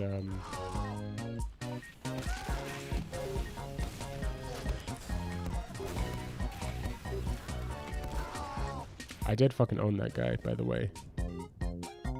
I haven't read what the fuck is it called? There's Symbolic Exchange and Death, yeah, which is apparently one of his best books. I've read like a chapter of it, like a random chapter, but I haven't read the whole thing.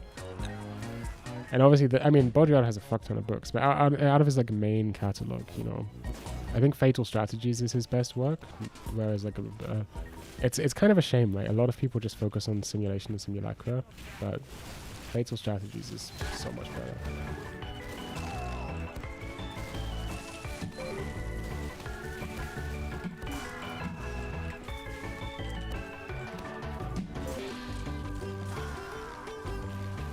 I've not seen this vid. Okay, so I'm gonna give you the rundown on what hyperreality is, because everyone gets it wrong. Hyperreality is not fake, right? That's just fake. That's just a regular fake. That's what people get. That's what everyone gets wrong. Is like people look at they look at the world or the internet. They look at the internet and they're like, oh, this is like so hyper real. That's not hyper real. That's just fake. That's just a regular fake. And the example is Disneyland, right? If you look at Disneyland is not hyper real. Baudrillard uses this example, right? Disneyland is not hyper real. Disneyland is just a regular fake, right? You go to Disneyland and you see fake America. You see the strip that looks like an American. You've been to Disneyland, maybe, like, you know what I'm talking about. You know, and you see this and you're like, ah, yes, a fake simulation of what America's supposed to be like, right? That's not the hyper real bit. The hyper reality is not Disneyland. It's America. right? That you go to Disneyland, and it has this simulation of what America is supposed to look like, and that makes you believe that there's a real America somewhere that is kind of like that somewhere, right? That like when you go back out of Disneyland, when you leave and you go back to your single family home in suburbia, then you're like, ah yes, now I'm in the real America that Disneyland was a simulation of. But actually, the Disneyland simulation is producing all of these images of what America is like. It's about freedom. It's about, you know, all of these independent businesses running on a street or whatever. But like that's you know, and then reality tries to emulate the simulation. I'm just gonna bomb the sniper. I just don't like this guy on a personal level. Woo! Damn, if I hit that flick, that would have been insane. A superimposition of a distorted reality onto itself. No, because reality is gone. It's not a layer on top of reality. It's a it's when the simulation produces the real. When the simulation precedes the real, and the real is just a simulation of that simulation, and there's no longer a real. That's what hyper reality is. It's different from reality because it's a simulation of it's a simulacra, right? It's a simulation of a simulation. So it's different from reality, but it's not less real than reality, right? Like it's more real than reality. It's not a fake. That's what everyone gets wrong. Is hyper reality is not fake. It's actually the opposite. It's more real than real.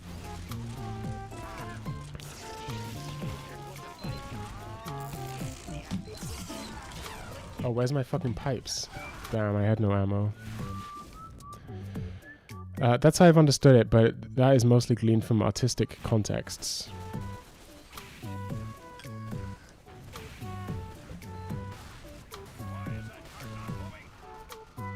I think the example I give normally is like I think the best example is leftism, honestly.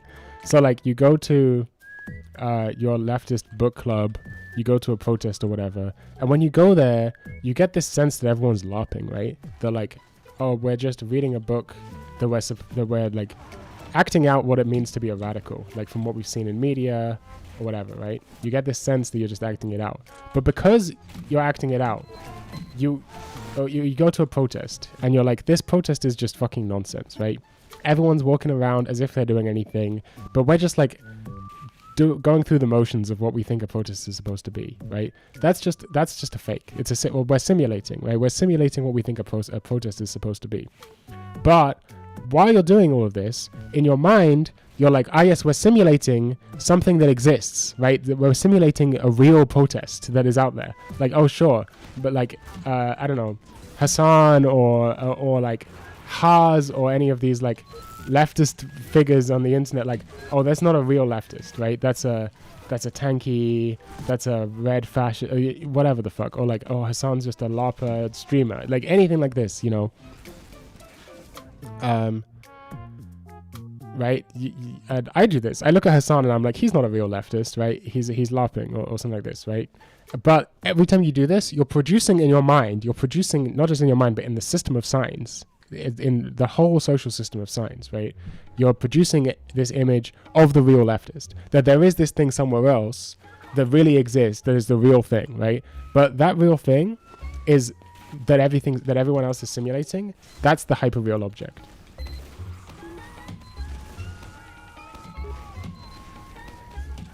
So leftism is hyperreal.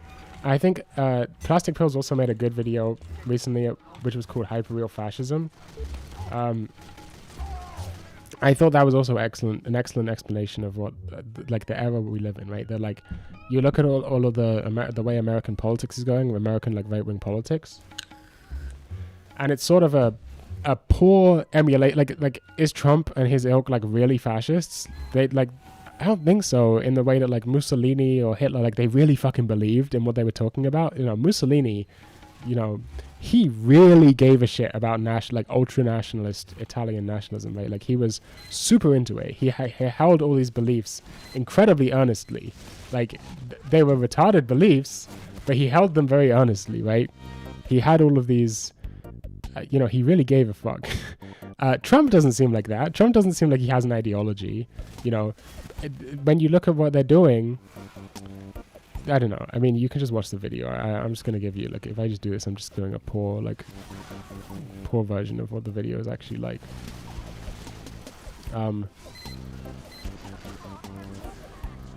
Hasana, she talked about this, just this on this Choose Your Fighter stream last night. What is this? Explain.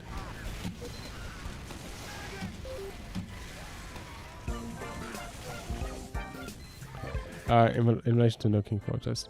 So this is what you meant by scotishmaxxing. No true Scotsman.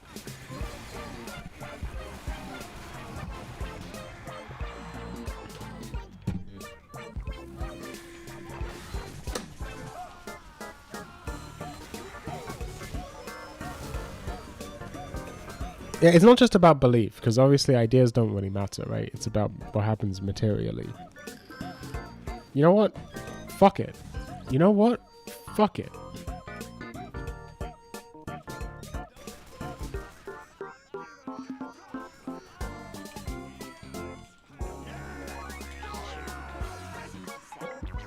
There would be no place to hide if this government ever became a tyranny.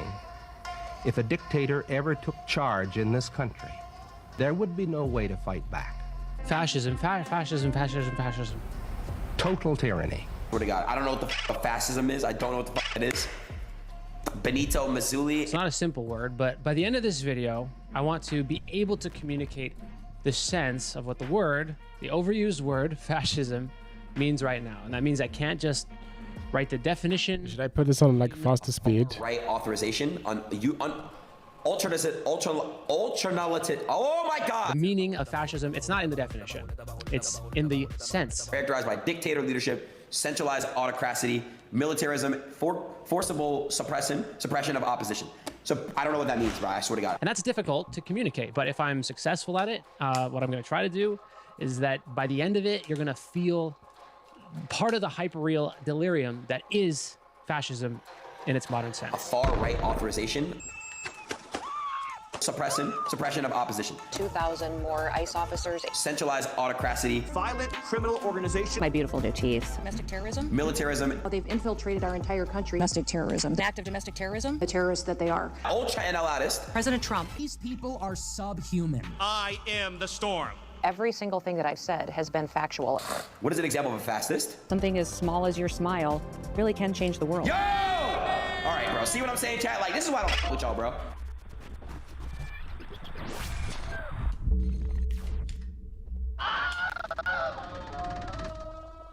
First thing I need you to do to get the sense is just to click off that little ethics center that you have in your brain a second. Pretend you're looking at this in an art gallery or something. You're looking ambivalently.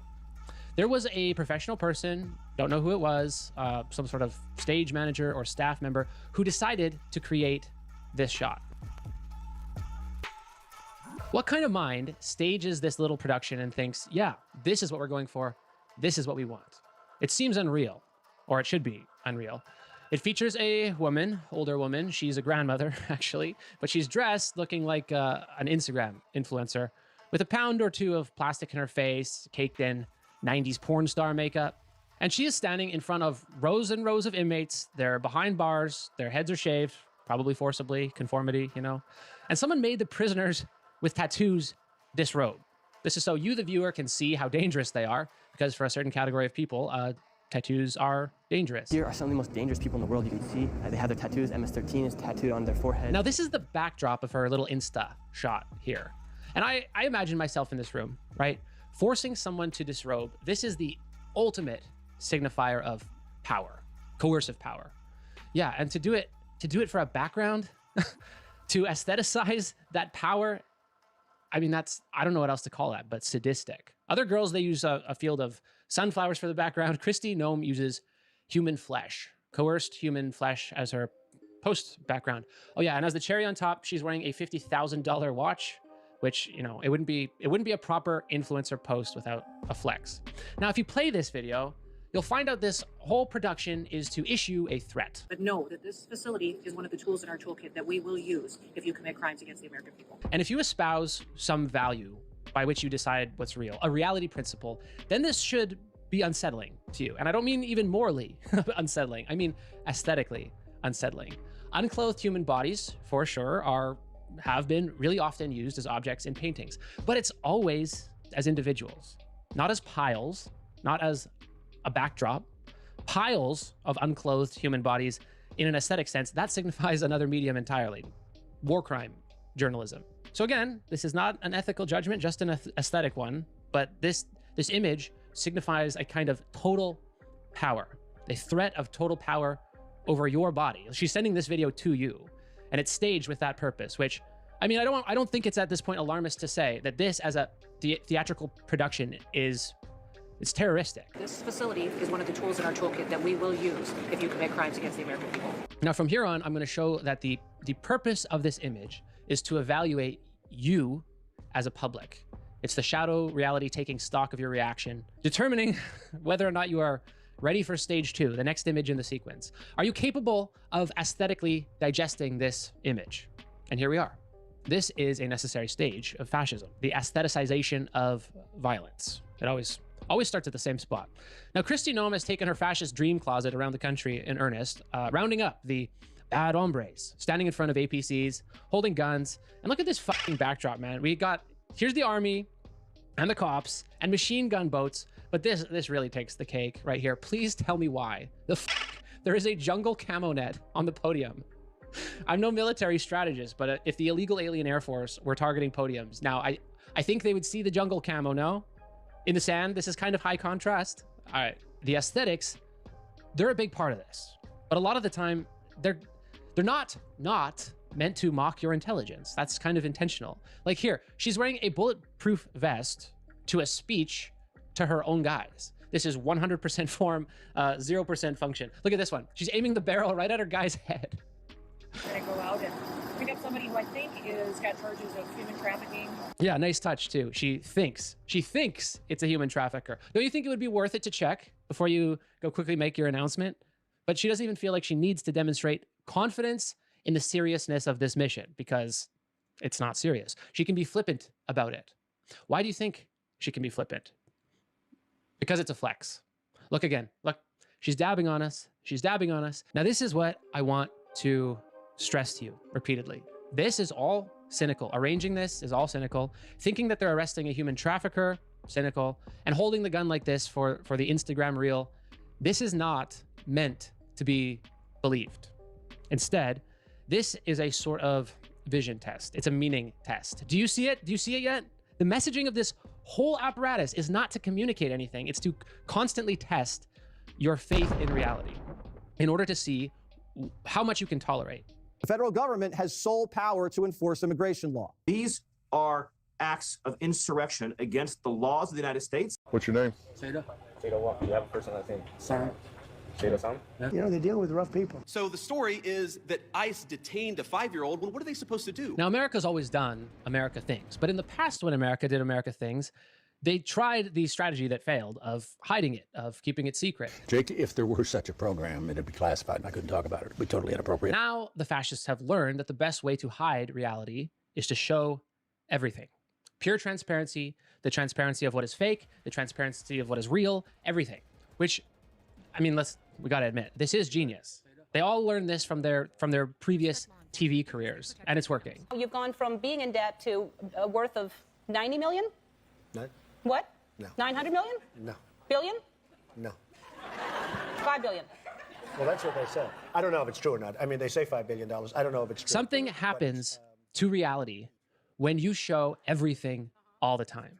And first, many people just won't accept it. They will flat out refuse. You show them everything and they will deny that what they are seeing is even real. The assassination was a hologram. Here's what you're forgetting. You're forgetting about the trap door right by his feet underneath that little canopy there. Look at Kristi's Twitter post. This is the post in the prison. And the top comment here, the most liked comment, claims that the image is not real. It seems so unreal that it must not be real, that these are not humans, that this is a green screen. The response to the uncanniness is to declare the image fake, which this is exactly what they want. This plays right into their strategy. Because for the fascists, this is success, to destroy any principle of reality that you might be holding on to, right? This is not about tricking you. Videos like this they only really work on the stupidest of morons if you're trying to trick them. But the real theater here is about getting you to deny there's any principle by which you can measure reality unconsciously. And that is what's called the hyperreal. Okay, now we got to get to the technicals. We got two terms on the table, especially. There's only two terms that can explain. We are watching this whole video, by the way. Hyperreality, This video is fascism. an hour long. It's new fascism. Get ready, bitch. It's You gotta learn. You gotta learn somehow, okay? You gotta learn somehow. I've heard this term with reference to Jean Baudrillard. However, there's a 99% probability that you don't know what it means because the Matrix movie and Wikipedia and even popular YouTube lectures, I'm sorry to say, they all invert the meaning. Why would I need to dream about dinosaurs now? Steven Spielberg has made them. He's filmed them. They're more real than real dinosaurs. They're hyper real. You would be disappointed if you saw a real Tyrannosaurus Rex after the movie. So this video, not this one, but the linked one, this will tell you what hyperreality does and doesn't mean. Now, hyperreality is used wrong all the time, and who cares? What are we going to do? But there's a good reason to get it right in this case, because misunderstanding what hyperreality means leaves the reality principle intact, when the purpose of their whole production here, all of this, is to eliminate the reality principle. And some of you smartasses might say, well, reality principles are not real either. They're made up, so who cares if they get eliminated? And to you I say, yes, you're very smart, but belief in reality is what keeps these antisocial baboons from actually acting like antisocial baboons. And that could end up having a stay at Guantanamo Bay. Now back to Kristi Noem, who wishes to present as a 20-year-old, which is a common witch trope, actually. She has surgically altered her face to look like a 90s porn star while dressing up like a riot cop. And this, it looks fake, but it's not hyperreal, okay? Its purpose is the inverse, to conceal the hyperreal. Now, of course, this image is absurd and it should be fake, as this commenter correctly discerns, but the most basic property of hyperreality is that it's not doubted as a fake. This is the thing that everyone, they flip it. The term is not hyperfake, the term is hyperreal. So when people say hyperreality is the Matrix or virtual reality or video games or Disneyland, they are wrong because we all recognize that those things are still fakes or simulations or simulacra. Hyperreality is not fake. It's what's left over. It's where reality used to be.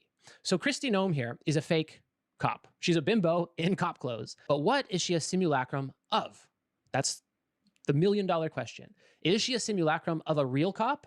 Well, now, what is a real cop? What makes a real cop more real than a bimbo in cop clothes? Is it that he's a man? Is it that he's trained? Is it that he graduated cop school? Is that he's backed by the authority of the state? Is it that he's accountable in the last instance to democratic procedures in a democratic state? What is the truth? What is the secret that makes a real cop versus Kristi Noem, who is a fake one? Now you see where we're going with this, right? Like, it's better not to ask. And this is straight from the fascist playbook. They like the tension. Isn't a real cop real simply because they have a real uniform? And the question goes back to, now, what makes it a real uniform instead of a fake one? Where it's made, the signs that are on it, who gives it out. Is it really just signs that make a cop a real cop? And I think you'll find it is. Fascists, every single time they come around, they conjure up on the spot new signs for new cops. Now, what makes a real cop? Keep that question, because we've all seen the videos. What makes ICE real cops? Here's where the snake eats its tail. Kristi Noem herself makes ICE real cops. She is fake because they are real. Now, just because they are real because she's fake doesn't mean they can't for real shoot you in the head. That's the second image in the sequence. This one was first, and here we go to number 2. One more piece to this, because a vehicle can be a weapon. Number 3, don't ask. But this process, right, it should give you chills, because the fake conceals the hyperreal, and the hyperreal means that there is no basis for a cop except for the signs of being a cop. The power to make new cops whenever they want, that's the power of the state. And that's not particular to fascism. But fascists, every single time, they proliferate new kinds of cops. And what's left for the rest of us to do in the hyperreal scenario with cops proliferating? Nothing, right? We can talk about it. The left says, hey, you can't do that. You're not a real cop. As if that makes any difference. I don't know. I think he's... Whether you can shoot you in the head. Meanwhile, the right, they don't care. There's some issues with plastic pills. I'll agree. Like, he's not perfect. But in terms of, like, YouTube philosophy, guys, he's one of the better ones. I mean, it's a low bar. I'll admit it's a low bar. But like, let's compare it to like what we have as an alternative, which is like Philosophy Tube or whatever. You know, it's like not even fucking close. It's not even fucking close in terms of, hey, this guy's actually correct. I mean, he has a PhD. You know, like, yeah, they're a bit. Oh, you don't like me? You don't like me? You don't like me? Go into your message. Message deleted by Unim. Unim, what you doing, man? Unim. It was fucking Unim getting mad at this guy. What the hell's happening? Oops, I was trying to respond to them. I accidentally deleted their message. Damn, we got drama. We got drama in the fucking chat. I mean, yeah, I think there are better people on YouTube for doing philosophy, right? But they're like lectures, and even some of the lectures are not very good, in my opinion. I mean, maybe you just disagree with like the Baudrillard stuff. I guess that's fine. I'm kind of Baudrillard pilled myself, so like, you know, maybe I just have like similar opinions to Plastic Pills, and that's why I like him. I don't know. They're real. If there's a boot anywhere, they'll lick it. And that is the purpose of Kristi Noem, to proliferate power. And it's the purpose of the broken Bluetooth speaker and the Drunk Templar roleplay, Smackdown Grandma, Timu Goobles. Their purpose is to, like, straight up MK Ultra you with the most insulting fakes of reality. Like, only a complete moron believes that these fakes are real. But the rest of us will believe that there must be real ones because these are so insultingly fake. They're insultingly fake. But now, anything goes. And they've demonstrated over and over again that anything goes. The definition of domestic terrorism. Well, everything that I've said has been proven to be factual and the truth. This administration wants to operate in transparency. That's not what happened. We all saw what happened. It absolutely is what happened. How can as they are doing that. How can you assert with certainty that she was trying to hurt the officer as opposed to she was trying to flee the scene? If you look at what the definition of domestic terrorism is, it completely fits the situation on the ground. I wasn't there. I didn't see it. What I'm saying is, how do you know? How can you assert for a fact within hours before any investigation, this is what happened? The facts of the situation are that the vehicle was weaponized. I said that you're Quarantine Collective are like Deleuze guys. I don't know. I have mixed thoughts on Quarantine Collective. Firstly, I don't know. The guy's weird.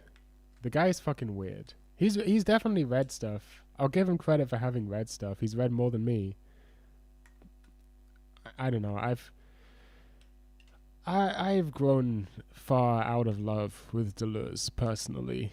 I think the only like salvageable. I mean, Deleuze has some stuff that's worth reading. I mean, it's worth reading Deleuze in general. But I've fallen out of love with Deleuze. I do like Andrew Culp's Dark Deleuze stuff. I think it's pretty good, but that's like a buggering. You know how like Deleuze buggered like Nietzsche and stuff. I tend to find like my personal lineage is fucking weird, right? Could you not hear me that whole time? I feel like my mic might have been fucked.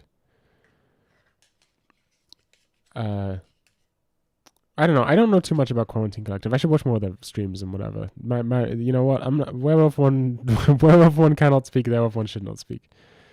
Andata Express. I don't know. I don't know Andata Express. I gotta look into these guys. Andata Express. Let me look these guys up. Are they on YouTube? Independent collective creating textual polyphonies with visual and sound art explorations of the contemporary era in all its heft and abstraction, be it ambient or avant-garde, forever reaching to the forever sky. Okay, this is some pretentious fucking art school shit. They got Theory of the Young Boy. They're doing some shit like this. They're doing Tikkun. What the fuck is this? Kind of banging. They got some melee footage. You know what? I'm gonna subscribe to these guys. They're doing AMVs. Oh, they have a Neocities. Oh, I see what's going on here. I mean, this is cool. This is cool art stuff. You know what? I like this. I looked at Discord server for a few years. Culp was very in when I did my bachelor's. Oh, that's interesting. I really... yeah, they put out some vids on YouTube and also books and shit. Yeah, one of them wrote that. Oh, sick. Hear how she insists on the script without any modification because she knows nothing else. I don't know if she knows nothing else, right? The point is, right, like, you know she's lying, right? Hold on, I need to... I'm generally always sick. I apologize. But, I mean, as you see in the video, right, it's not that you're supposed to believe what she's saying. Only the dumbest retards would believe what she's saying.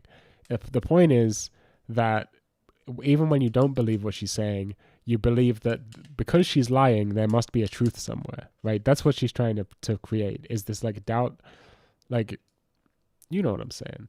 Description, they were attempting to push out their vehicle and a woman attacked them and those surrounding them and attempted to run them over and ram them with her vehicle is not what we see on the videotape, and it's not. It absolutely is the facts of what happened on the ground that day. They were there pushing out a vehicle earlier. They had helped each other. But that's not what you said. That's not what you said. Yes, they were pushing out a vehicle. Absolutely what I said. There's not one. We all seen the video. I don't need to relitigate it. We've all seen the video. Now you live in interesting times, right? Now to fascism. Hyperreality does not mean fascism, though it does nothing but help. It's not like fascism just arrived now. It's always sort of around. It's like perms. Fascism is like perms. There's always someone out there with a perm somewhere, but you only have to get worried when you start seeing perms on TV again, which comes around in cycles. And just like fascism, perms look like shit and they chemically fry the brains of 19-year-old men first. But what is a fascist? There are too many definitions of fascist. So here's a very easy one for you. A fascist is someone who believes in the fascist sign system. And what's the fascist sign system? They're not all that different from each other, but it's a narrative chain that begins with this signifier, the true nation. And the true nation doesn't exist. It's arbitrarily defined. It's imaginary. But we go from the true nation to other links in the chain. We have the glorious past of the true nation, also mythical, made up. Then we have parasites who are stealing the magic energy of the true nation and preventing it from being the true nation. And finally, we have the violence, the internal militarism, the external militarism required to recover the true nation. This is how we're going to birth a glorious future out of the ashes of the old world. That's the narrative arc of fascism. That's the fascist sign system. Now, are these all fascists? No. I think he was joking about perms because they like burn your scalp or whatever. I think he was cynically use these signals to advance their personal interests, which are far more important to them than the true nation. At a certain point, though, like a cynical fascist is just a fascist in effect. So who knows? But her cynical fascist, committed fascist, at this point, there's no difference. She is a fascist. And she's launching a new brand of fascism. Bimbo fascism. Bimbo core fashion fascist. And fascism and fashion, these are well acquainted, aren't they? Hugo Boss, Louis Vuitton, Chanel, Balenciaga, Dior. Let us say that luxury brand fashion houses have never been known for principled stances against fascism, which is not an accident. It's because they agree on certain core tenets.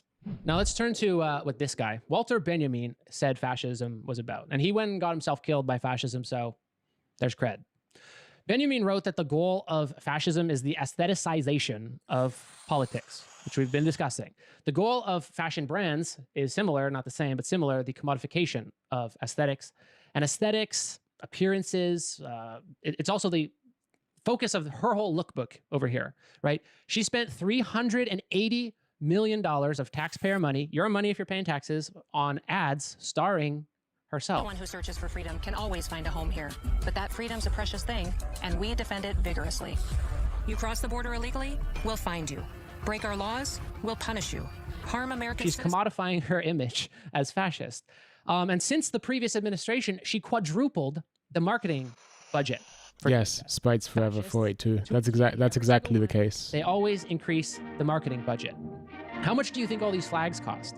Now, to be clear, all that money is not going to ads because she's pocketing it, allegedly. She's allegedly pocketing it because she awarded most of this money in a no-bid contract to a front company run by her friend's husband. Surprise, surprise, she's corrupt as shit too, allegedly.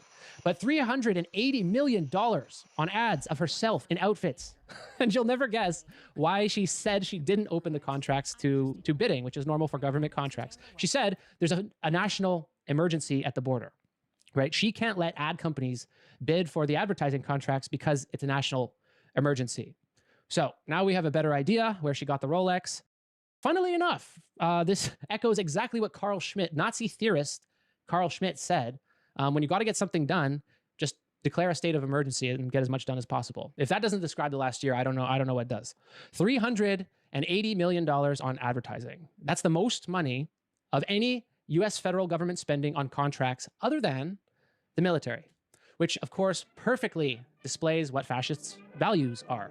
First military, then aesthetics. Images, aesthetics, narrative. This is marketing. This is marketing. Fascism is largely marketing. And it's cramming into your mind a world of images that supplants the world of politics. This is the end goal of fascism. That's what Walter Benjamin said it was.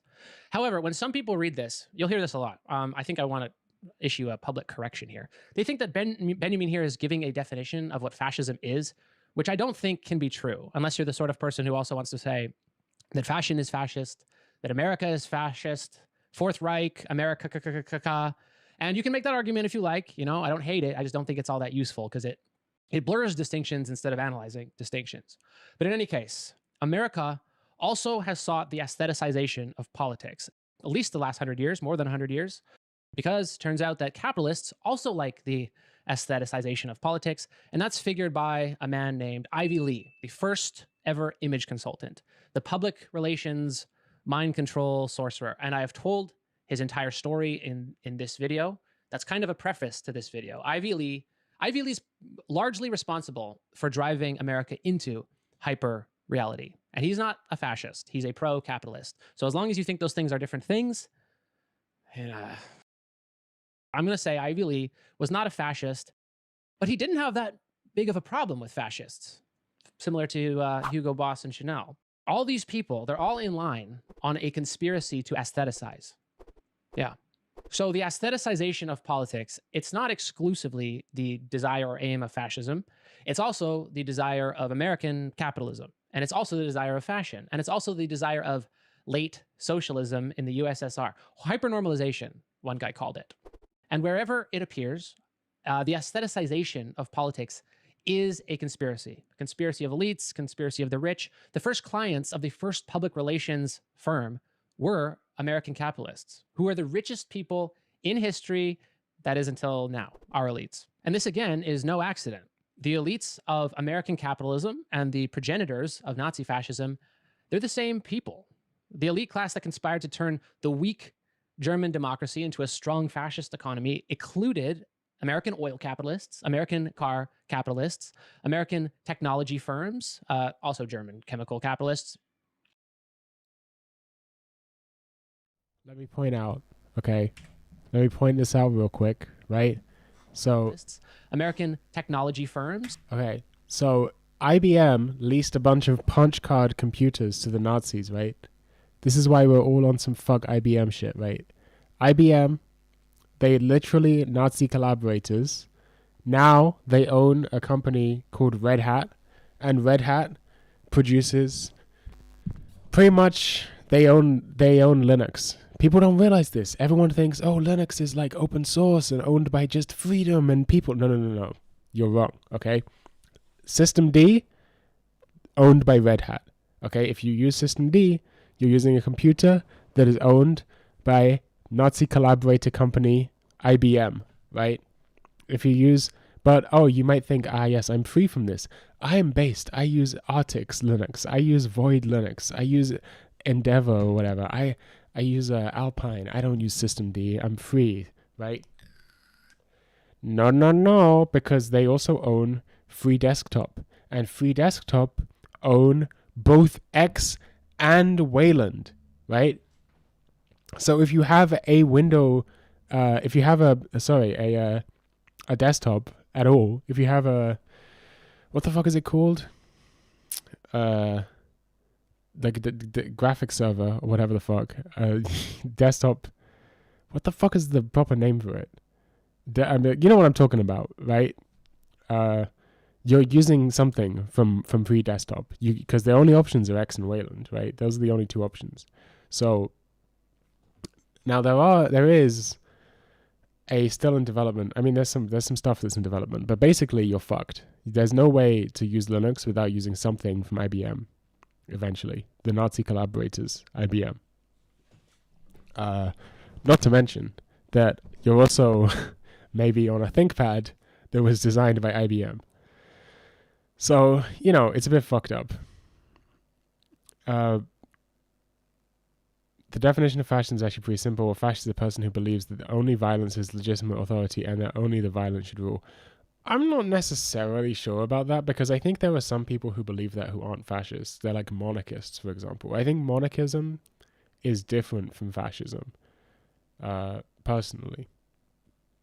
I think it's related, but it's a different thing. Red Hat pays for a lot of the most active devs. Now, yeah, they pay a lot of money because the IBM wants to capture the Linux desktop and Linux, mostly not Linux desktop, but the enterprise Linux. Like, enterprise Linux is the fucking problem. Yeah, I mean, it's very, very difficult to get out from under this. They also own like UDEV, eLogInD. If you're using that, you're also using IBM stuff down the line. So now that systemd, they want to put age verification. Monarchism is legitimacy through religious anointment. It originated from farm owners, though. I mean, yeah, that's true. The originated from farm owners thing is actually kind of a little bit simplistic. It's a little more complicated than that, because monarchy evolved discretely, separately in multiple parts of the world with multiple different reasons behind it. I think as a broad statement, that's fair. It's a fair assessment, but it wasn't always about farm ownership. It's a low. I think it's a. I don't know. Broadly speaking, though, yeah, I think you're right. Yeah. Should we actually finish this video, or should I go back to TF2? Just got slapped with the allergy meds on the stream. The problem is that the best part of this video starts like here. This is the problem, is that like all of this is build up, and then the actual like point of the video starts like here, and is all this like end bit. This is like the good part of the video. But we gotta get along, like the psychosexual semiotics, that's where we gotta get to. But we got a long way to go. So I'm gonna, hold on, you know what I'm gonna do? Oh, yeah, I assumed.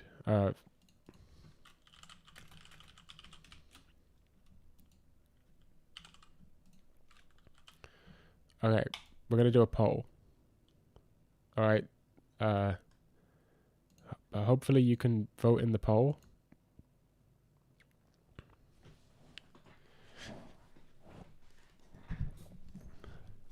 Speed me up, Scotty. What? You mean beam me up? We gotta get 100% yeses. 7 votes, 100% yes. Okay, I guess we're finishing the video then. Also German chemical. Oh, videos. You want me to speed up the video? I can do that. I can go 1.5. You think? Sure. They didn't do this because they were fascists, necessarily. They didn't necessarily believe in fascism, but they do support it. They don't have a problem supporting it because fascism is good for business. From the 1920s to the 2020s. There's a video from my friend, Epoch Philosophy, that is about just that. Well, the 2020s. To be clear, the 2020s, Epoch Philosophy covers Palantir. The 1920s equivalent would be Standard Oil. It's a century apart, but fascism is profitable. No surprise there. So question, what is the relation between the overproduction of images and fascism? And the answer to that is pretty easy. It's just to seduce the mass public so that they don't have the energy for politics at the end of the day. That's what all of this is for. They make you react so that you're too tired to ever act. It gives you enough information so it feels like you've acted on the information when you haven't done anything. The thing that fascism is for, and the one reason that it exists, is to absorb the public's belief in politics, while at the same time leaving the political situation unaffected. Right? Big corporations want the political situation to remain unaffected because that's the political situation that allowed them to become big corporations. Like the Nazis. Let's just pick a random example. The Nazis blamed all the problems on Jews who controlled everything. So presumably these would be like wealthy banking lineages and all that, but they didn't kill any of them. They killed the poor Jews. They killed the bakers and the candlestick makers in Poland, which that doesn't change the situation for corporate owners in Germany, except by benefiting them, by giving them access to slave labor. But today, the fascists will tell you that this is all about immigration. Immigration fraud. Not just fraudsters who stole from them. They've infiltrated our entire country. You will be caught. We will hunt you down. We'll find you. We'll punish you. And divert billions of dollars away from American citizens. They cause every problem in the homeland, the parasites in the homeland. But it's not, of course, these immigrants. It's not these 10 immigrants that have more wealth than the combined wealth of 35 million other Americans. And those 35 million Americans, if they turn on the TV, they're watching this every single day. They don't see these guys. They see the bad hombres blasted into their eyeballs. The amount of fraud in Minnesota is unprecedented. It's individuals that bought luxury homes and took vacations, and they all did it using somebody else's money. Some immigrants are taking all the shit. They're buying stock. They're buying real estate. They're making assets more expensive and unreachable. But these names, these images, these are never going to be integrated into the fascist system of science, which is why capitalists will always side with fascists if the going gets tough. In the last instance, this is all really a simple equation of energy. Humans are like the rest of animals. They want to be lazy. They're not particularly rational.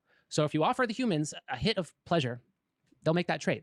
They'll give up their energy for a bit of feeling. Here are some of the most dangerous people in the world you can see. They have their tattoos. MS-13 is tattooed on their foreheads. Here and to incarcerate them and have consequences for the violence that they have perpetuated in our communities. I also want everybody to know, if you come to our country illegally, this is one of the consequences you could face. They see this and they think, aha, yes, law and justice. This is fair. I'm on board.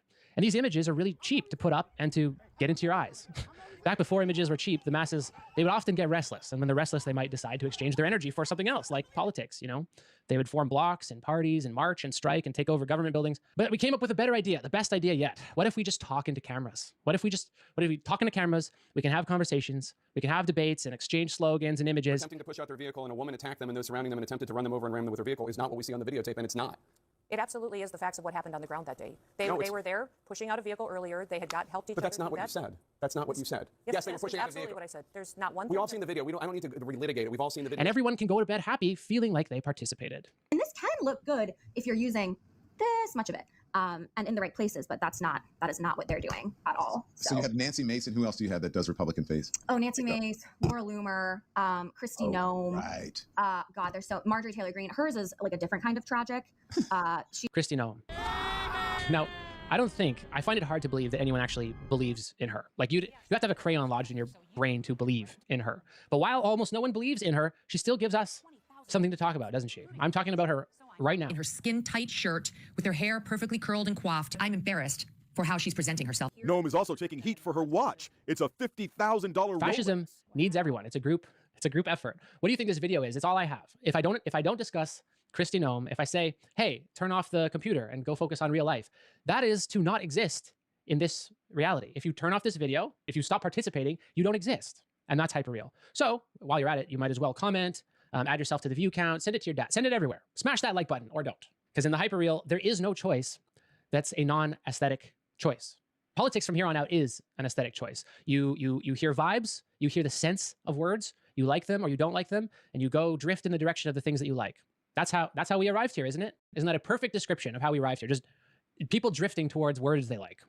Now, just because it's hyperreal doesn't mean that we have to accept fascism. Hyperreal doesn't mean not real. It means extra real. But we don't have to accept fascism, just like we don't have to get a perm just because perms are in fashion, you know? Personally, this is an activity I find useful, which is to break messages down symbolically, because at least that helps you to see how arbitrary it is. It helps me to see how arbitrary it is. And if you look at the gears in the machine, it's pretty shoddy craftsmanship. It's not very well put together. It's not very well thought through. For example, why don't we talk about who is stealing all of your stuff? As an American, where is your magical hoard of resources going? Nick Fuentes wants you to think it all went to Israel. We are done giving all of our money and all of our attention and all of our emotional bandwidth to you and your tragedies. Kristi Noem, well, she changed in the last few months, but generally it's illegals taking it, and now it's Somalis. Somalis are diverting your stuff that your ancestors have sent to you. Fake companies and fake nonprofits and divert billions of dollars away from American citizens. Which, you know, some Somalis did, though they were already going to jail for it before any of this happened. But let's just admit, okay? Let's just admit some Somalis did a harmful thing, mostly. But in the scheme of things, this is 78 people splitting up $250 million. It's a lot. Yes, they should be punished to restore order. However, Kristi Noem sent $220 million of her quadrupled marketing budget from DHS to a front company managed by her friend's husband after awarding him a no-bid contract. Individuals were allowed to come into this country and set up fake companies and fake nonprofits and divert billions of dollars away from American citizens. This is reported by ProPublica. Now this $220 million has produced one commercial. Okay, $220 million, and this is what you got. Now, this is more than it costs to make the entire Barbie movie. In fact, this is as much as it costs to make the movie Titanic, or the boat, the Titanic. This is what the American taxpayer has received in exchange. To the titans who built our cities. And look at this, try not to go insane. We have wall-to-wall coverage of feeding our future, okay? The Minnesota fraud case. Look at that. This is a big deal. Big news day. We have New York Times, Associated Press, Fox News, CBS. Okay, big news. Now let's search for Kristi Noem's $220 million commercial. DHS ad contract. Okay, look, what do we see here? ProPublica, good. Capital Journal, what the hell even is that? A Bloomberg.com byline, some back page on Salon. That's it. It's the same amount of fucking money. Who even cares? You can say, oh, well, that's messed up. I can say, yeah, that's messed up. But the target fascist audience very clearly does not care about this parallel. Even if they were to know about it, they wouldn't care. Because it's a long tradition for heritage Americans to defraud the federal government. And in this unspoken agreement, heritage Americans have been born here with the right to cheat. Because we can't just let the federal budget be a cash machine for African immigrants, right? Oh, wait, unless... every time a fascist comes along, they tell you where your magical energy has gone. Where's your faith in the future? Where's your mana? Where did it all go? The socialists tried to take it. The gypsies tried to take it. The Jews, the immigrants, the illegals, the Haitians, the Somalis. In contrast, whites, even immigrants, if they are white, they're fine to divert federal spending to themselves because when they do it, they earned it.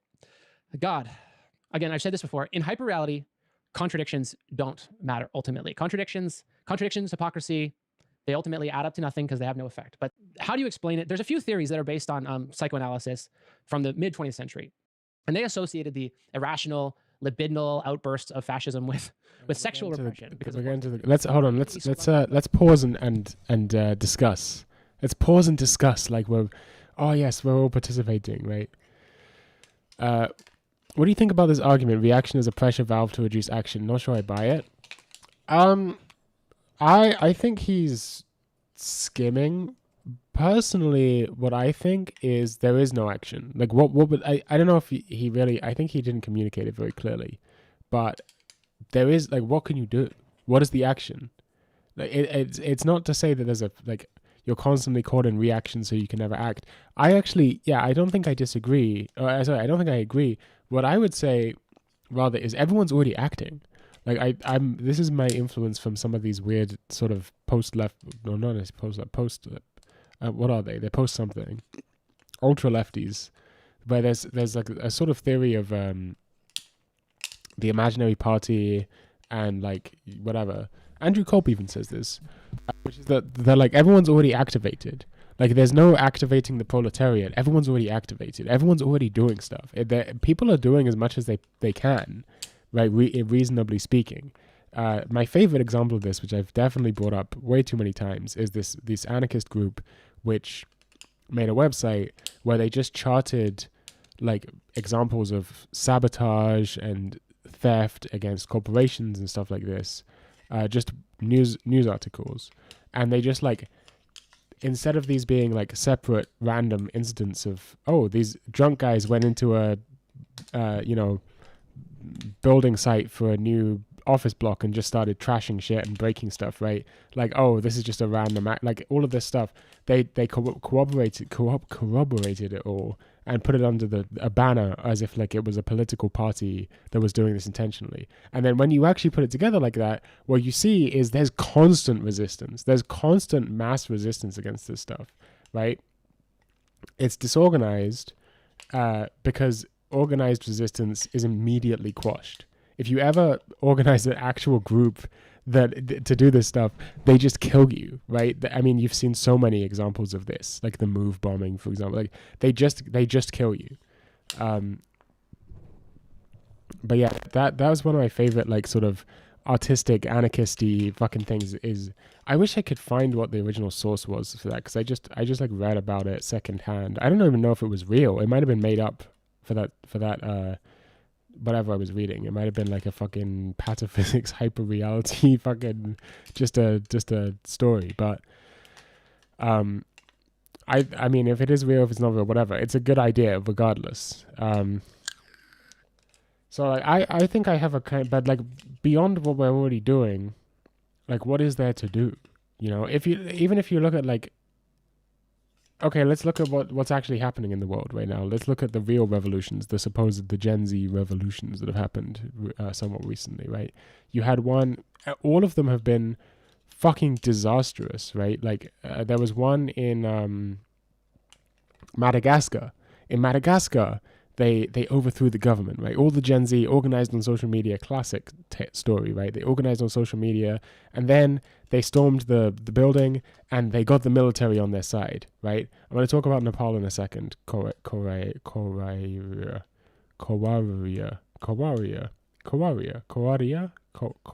sure.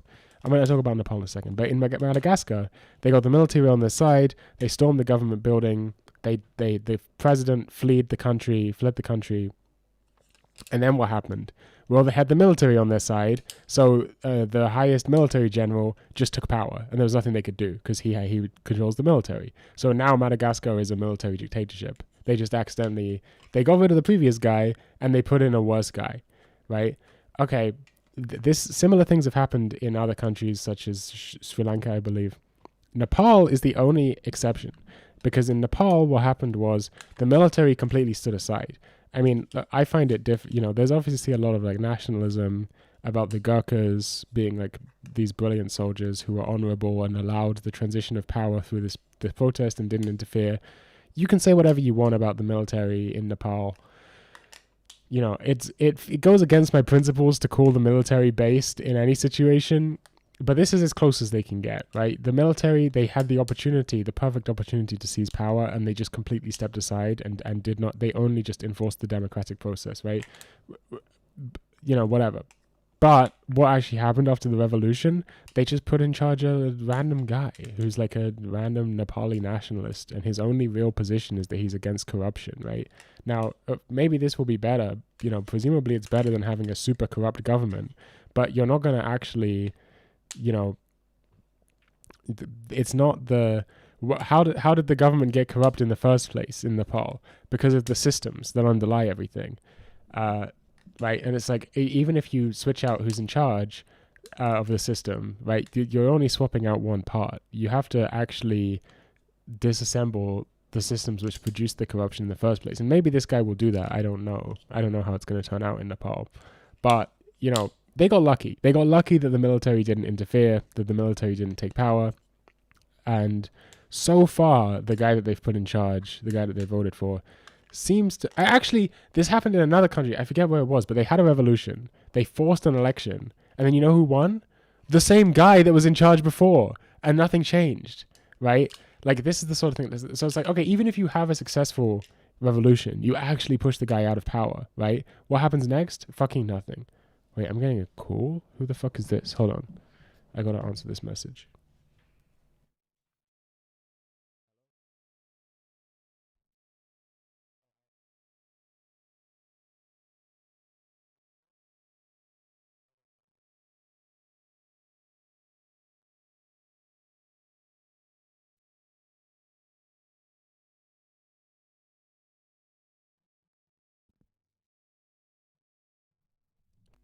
Call from IKEA saying I'm going to get my delivery.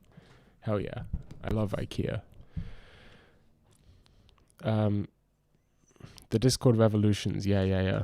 There's not a uniquely Gen Z thing. That's just the typical failure mode of evolution. Yeah, I mean, precisely. I'm just saying, like, in recent memory, right? I thought you were going to make a joke about Newsom's California recall elections. I don't even know about that. I don't even know what that is. My point is, like, there is even despite I disagree with plastic pills that people aren't activated. I think everyone's activated. And people are resisting as much as they reasonably can. You know, most people don't want to start a war. Like, people might be uncomfortable. They might have to live in a shitty, you know, fucking house that's way too expensive. They might have to eat low quality food because they can't afford it. They might have a shitty job. But like, for the most part, they're not starving to death. You know, for the most part, people, they don't want to start a war. You know, they're like, this is bad, but it's less bad than dying in a trench to a drone, right? It's less bad than that. And so they don't want to do it. And that's completely reasonable.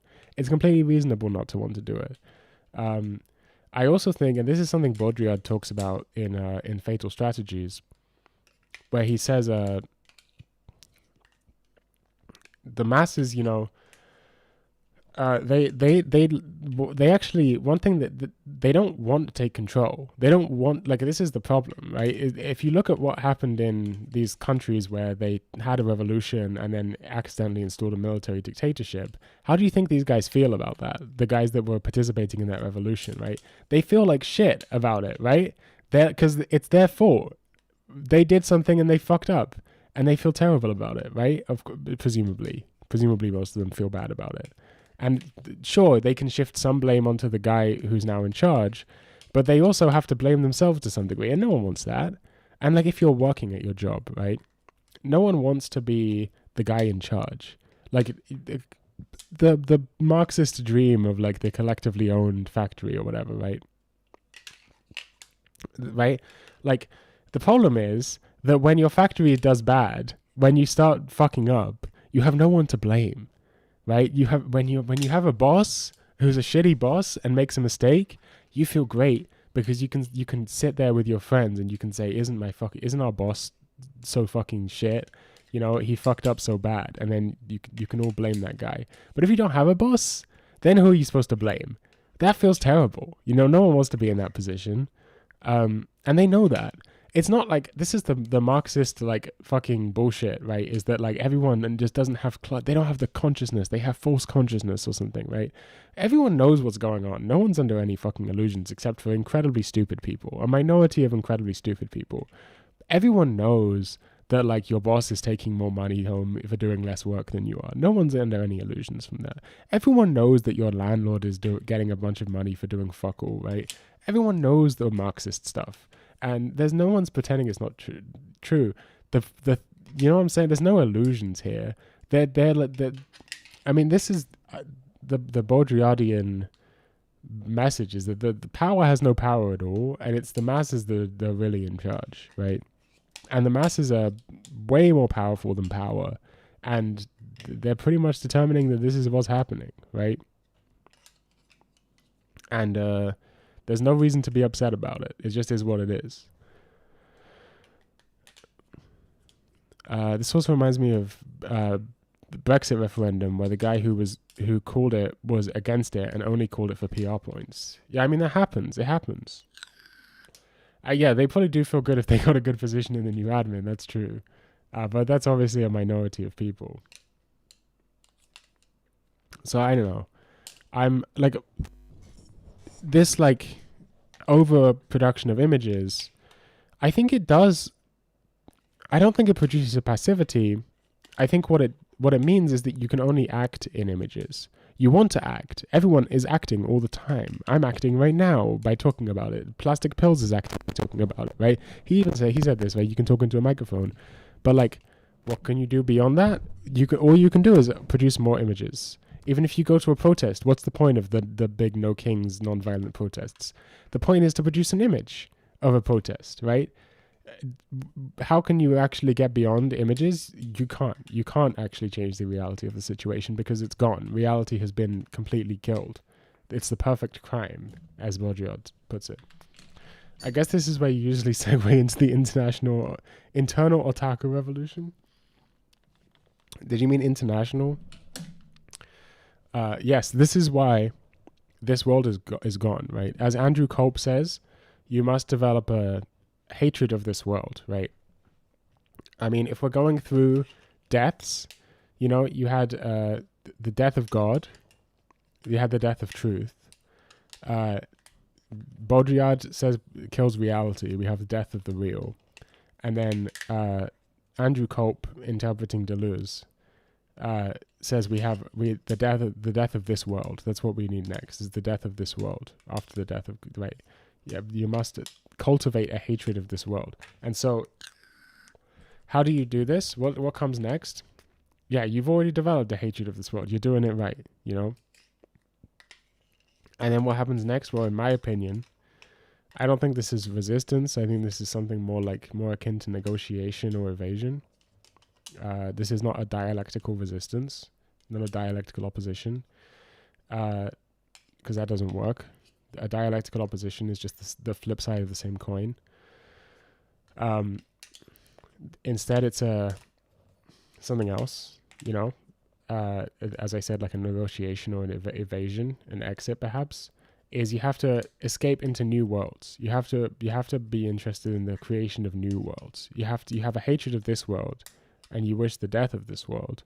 You don't believe in the real, and so you have to find other worlds. And that other world, it's called Amairo Chocolate. Okay, now this,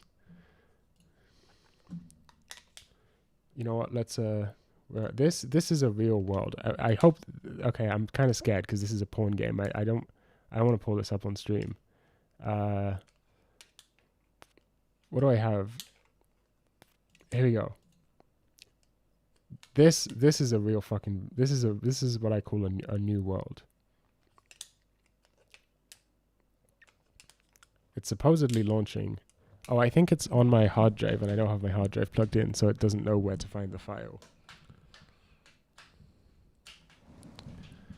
Oops.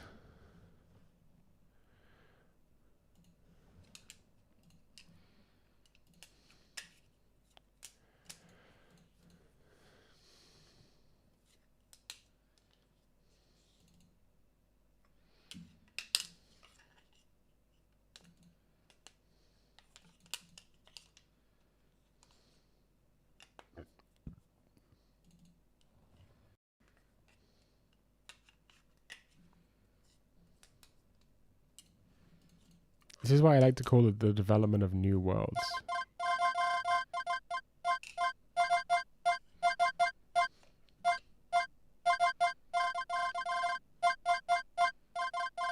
This is a great sample, by the way. Unim, you listening?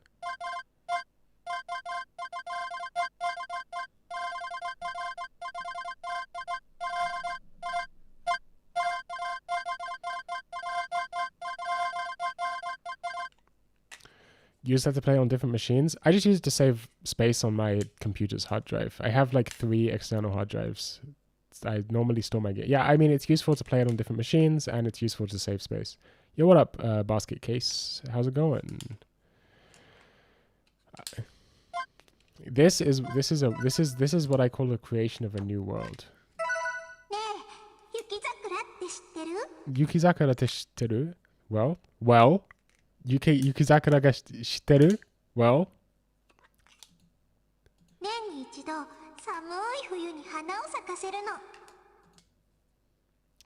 Even though it's a cherry tree, even though it's a sakura. Sakura no kuseri.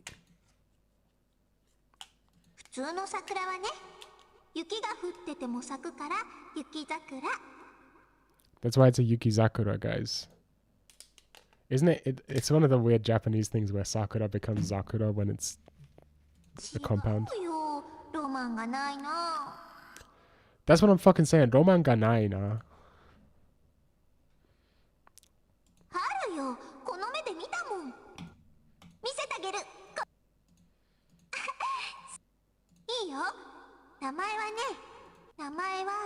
And then he wakes up from the dream, of course. Beep, beep, beep, beep. You know it's a fucking visual novel, bro. Okay, please don't have a Emoto come in naked. I fucking feel like that's gonna happen. Okay. I mean, this is a good game. I'm gonna not play this on stream, though. Oh shit, what just happened? Are we still streaming? Okay, we're fine. I think we're fine. Alright, we're back. Oh yeah, we gotta finish this fucking YouTube video. Sorry. You guys did vote for this. I don't know how the authoritarian personality brain can see this information and decide that the top priority is all these immigrants that are trimming hedges and delivering Uber Eats. Like all we can do against the media narratives is to say loco genuinely. This is what I'm saying, right? There's this myth It is definitely more effective than protests. I agree with you. There's this myth that you can change the world. That's what the myth is, right? And it's a myth that comes from everywhere. It comes from every direction. All directions of power are trying to tell you to do something, to activate, to change the world, right? But you can't. It's a lie. It's all a lie. You can't change the world. You can't do anything. You have no power. People don't change the world. And so the only option is the creation of new worlds and the escape into new worlds. This is my additional theory, my otaku theory. Okay, I don't know what the fuck that means, Unum. You're gonna have to. I don't know Japanese, man. Best thing to do is to live in your own world. That's what I'm saying, and that's what we call. This is me and Osaka. We have all sorts of crazy theories about this, okay? But this is what we call the strange world and the strange situation. Basket case. You're completely getting onto the right track. Develop a critical metaphysics. Metaphysics is kind of fucking shit. I know this is extremely gay, lame. Shinboku, sacred tree. Huh. I did recognize the tree. Interesting. I don't know. You're going to have to help me with the critical metaphysics, Neduala. You're going to have to help me out there. Are we doing a Deleuzian difference in itself? Everything, fucking process philosophy, flows, and you know, this is, you know, I'm going to have to be really lame. I know I'm so lame. I know being a Baudrillard guy is the lamest thing you can possibly be. I know, that's what's painful about it, is that I'm like incredibly self-aware that this is like cringe. It's cringe to be this guy. But I think you have to walk past the cringe. All of this, everything based on, I don't trust production. I don't trust production. I don't trust a productive universe. I prefer a dead universe, personally. The only thing that makes sense is that they see this information sexually. They're drawn to strength, and this is an expression of strength here. But of course, they don't have it because they're down here. They're a little limp dick. So why would you live in a world where you have a little limp dick, and these guys all have this big dick going up? In fascism, you get to be on the same team as the guys with the big dick, the guy with the big chainsaw, and they're going to help you annihilate these disgusting subhumans. Isn't that world better? That's more fun, because ultimately, your world is an aesthetic choice. You got to choose whichever world you want to live in. This is you. And this is further evidence, of course, of the hyperreal, that you got to just pick the world that you want. The world's an aesthetic decision from here on. In days gone by, there wasn't this choice. There wasn't the burden of choice. Your grandpa's a baker. Your dad's a baker. That's what I'm saying. Pick the world you want to live in, and that world, there are magical sakura trees. Okay, whatever world it is, it has to be one with magical sakura trees that can grant wishes and stuff like that. Yo, what up, Fede Eco? How's it going? Yo, what up, oh god, the VS313SSTR33. How's it going? World do be an aesthetic decision though. Yo, it's fucking Osaka syndrome. I'm trying to explain. We're watching a Plastic Pills video and trying to explain the concept of the strange world. We're gonna finish this Plastic Pills video. I could just say Eco. Okay, how's it going, Eco? You're good. Good to hear. Good to hear. You're a baker. How peaceful. And they miss that peace. So why not stage a play where we can all return to not having a choice? Even though, of course, not having a choice is a choice. If you want to move into that more traditional way of living, you have to learn to depend on your husband and buy a house within means of his income and not two incomes, if that makes sense. And just really sticking with your budget. That's a great point. All right, now last thing. It's too bad this is at the end. I find this part the most interesting. And I think most people will have been gone by now. But it's the evolution of the sign system, the fascist sign system, because it's evolving. It's been 100 years, so it's bound to happen. And it's becoming more inclusive. Woke fashion. Speaking of this image is not, I mean, it's not necessarily fascist to wear this, but it's also... I'm sorry, this is where you've caught me in my LARPing. You've caught me in my LARPing now, and I'm being caught, and I'm being called out, and I feel targeted. I haven't read that much Tikkun. I apologize. I'm sorry. I've only read like a couple of Tikkun. I think I read The Theory of the Young Girl or Bloom Theory or something. One of them. I read I definitely read the cybernetic hypothesis. I liked the cybernetic hypothesis. It was a good tikkun, but I'm afraid I haven't read that much tikkun. I apologize. When it comes to this sort of what do you call this? Communizer stuff. I mostly read like endnotes and Invisible Committee stuff. I think I was mostly focused on endnotes. Yeah. It's not Bloomers, it's Bloom from what's that fucking book called? It's from some book. Ulysses, I think. It's like a guy from Ulysses. I haven't read Ulysses, so I don't know. The true black pill is there is no choice. That's what I'm fucking trying to tell you, man. The only choice is to live in the strange world, or to you don't get to choose. We're already in the strange world. We're already in the strange situation. I like to but I don't share their politics. I think that's fair enough. I mean, I'd probably say the same sort of thing. I know, I was just joking. Okay, sorry. My bad. I misinterpreted you. It happens to double as a stock fascist symbol, like this. And you probably know this, but fascism has always had really just one official role for women, and that's breeders. So this, I mean, it's not very breederly, right? This is breaking the mold. Fascist women are supposed to be officially breeders. Now, this doesn't mean that fascist women don't do a lot of other things unofficially. It's just that those jobs for women don't make it into the sign language. The esteemed breeders, what do they look like? They are modest, plain. Often they have just a tad of chub to signify that they're healthy and docile. Look at this if you need a contrast, same time period. Now, Christy is the opposite of this image. She's too old, she's too skinny, she's too ostentatious, all that, and she's wearing the masculine... Yo, it's from or a soldier. Or we're just finishing off this video.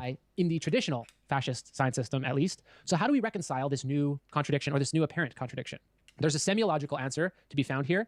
I found it in Christie's nickname, Ice Barbie. That's what the left side of the political spectrum calls her condescendingly. Now, coincidentally, Barbie is another sign that I have discussed at length. I didn't plan this. There's a bunch of callbacks in this video. None of it was planned. It's all just coming to a head because we're at the end of the world, I guess. If I have any cards left, I'll put it right here. Now, like Christy, Barbie is a type of split sign in that it's split along the axis of being at once hyper feminine, parotically feminine even, but she can also come in an assortment of masculine outfits in what was a relatively conservative society. And in fact, she did men's jobs decades before any women actually did them. At least in America, you can see this again for contrast. If we map Barbie then, part of her form goes over here, the hyper feminine, while associated signs, they go on the other side over here. Now, people trying to sell you a Barbie will tell you that Barbie is a feminist icon because she's able to do things that men can do, even though she's a toy. And if toys can do it, then girls will become women who can believe they can do man things too. And what do you know? It worked on Christy. As your new president, we're going to punish you. We will hunt you down. Thank you so much. Christy believed that with enough plastic and enough commercials of her dressed in men's clothes, now she's ready for duty. And note, this is interesting. These state-sanctioned images of Christy, they present her only in these scenarios. She's got grandchildren, she's got children. I've never seen them, looked at a lot of pictures. She's never at home, right? This is, of course, a choice.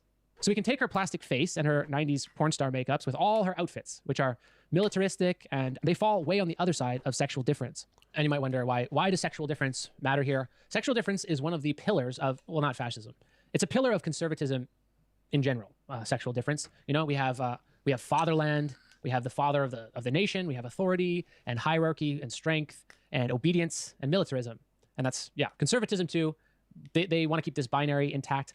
And now, how do we map this onto America? Like the Central American myth is that of the frontier, the wild, dark, untamed frontier that civilization symbolically penetrates the inner dark continent. And this is where we get the cowboy sign. And again, this is no accident. The cowboy is another outfit in Christie's fascist dream closet. The cowboy in the Western symbolizes the law in a lawless land.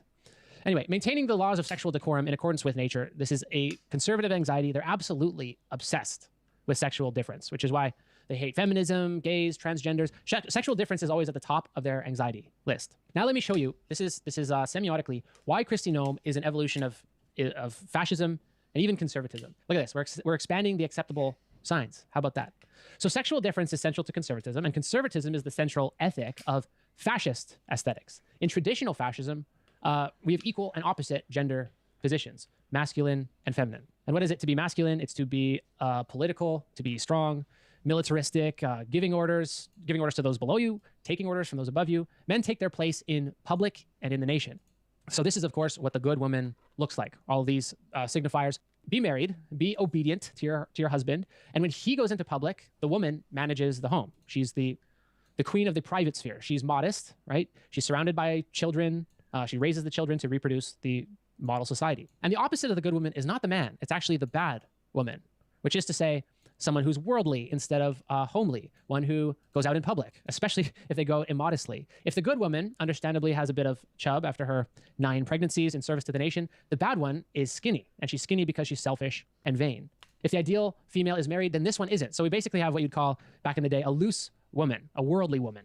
Now, the public presentation of fascism in the 1930s didn't really allow for this. You don't see this on the propaganda posters. This woman was not officially sanctioned, but now they're expanding it, aren't they? Ice Barbie appears more like a porn star in a gun magazine than a grandmother.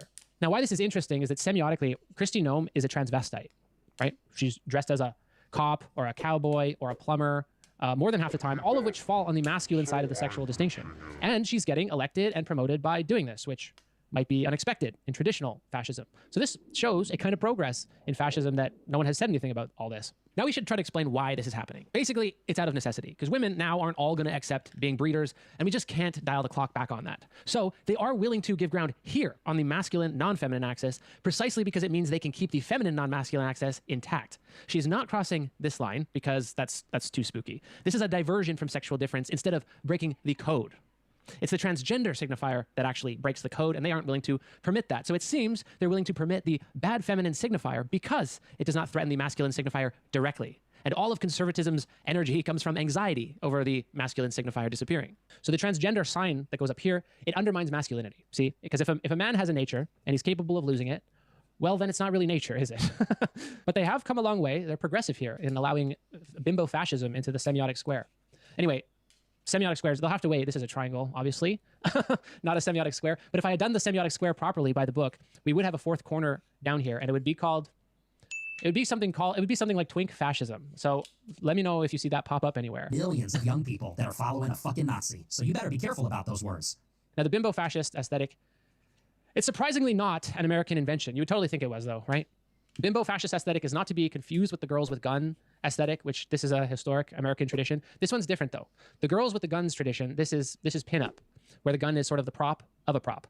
In the bimbo fascist aesthetic, the girl is not a prop. She's working. She's either working with men or replacing men in the scenes of military or police action. And you're never going to guess who started this trend. About the women who guard some of the most sensitive areas in the world.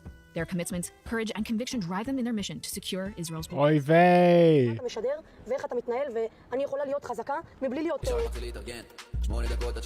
the fearless women of the IDF, standing on the front lines, side by side with their brothers in arms. We are fighting a war for the truth around the world, and people need to understand that the IDF is the most humane army in the world, and it has people like you, soldiers like you. We imported the aesthetic, or Kristi did, via posts. We have to add the American flavor, and it's smart. So the American flavor of the fascist aesthetic is cowgirl. It incorporates the mythical past created from movies, but this is the current avant-garde of fascism. So let's break down this image. This image, when I saw this is what I had to pause and study it. This inspired the whole video. No one would have seen this video at all if she didn't arbitrarily decide that the lady in the Honda Pilot was a domestic terrorist. But there's so much information in this set, even though no one would have seen it otherwise. Theater. So this scene, we're at the Texas border, and the backdrop is the military, the cops, and a giant orange sewer pipe. What does that mean? Okay, you don't need to be an expert in semiotics to determine that if they were thinking this through, a sewer pipe, this is how we're going to get the sewage, namely immigrants, back across the border. Sewage needs to be drained. And we got Old Glory up here draped on an APC. Now, in civilized countries, cops don't ride around in APCs. So in civilized countries, we would know that this sign belongs to a group with these signs. But because this is America, it's ambiguous. And so it's placed center frame. What this does is confuse the roles of the cops and the military. It's intentionally blurred here. And what are these roles? This is important. Cops, police, they're reserved for law and order among citizens, an internal threat of violence. The military is for external threats to protect the border from what's outside of it. Now, why would we want to blur the distinction between internal coercive power and outside coercive power? Why would we want to think that external threats are internal and vice versa? Yeah, so here we come to the real stakes. Every fascist ever, and not only fascist, but every fascist ever has justified militarism and violence by saying that the external threat is inside the borders, right? In order to blur the distinction between cops and the military. That's very important to the project. Again, what's a real cop? You're not allowed to know what a real cop is. Why? Because it's an emergency. It's always an emergency. And then we come, finally, to center frame, the image that unites internal violence and external violence, and it's her Christie. The cowboy hat, the jeans, the oversized belt buckle. This is taken from movies, of course. But in American folklore, the cowboy is a man of few words. He's independent. He's got a profound sense of morality, but he's not afraid to kick some ass if he has to defend the weak. And he reluctantly takes it on himself to bring stability and justice to the lawless frontier, which is the edge of civilization. Now, this is how Cowgirl Christie wants you to see her, a heartland girl. She's supposed to be a stoic defender of the weak, bringing law to the lawless frontier. And at least in this scene, this is what came out of the dream closet today. All the world's a stage. You can see the contradictions. Again, the contradictions don't matter. That's what is meant to be conveyed here.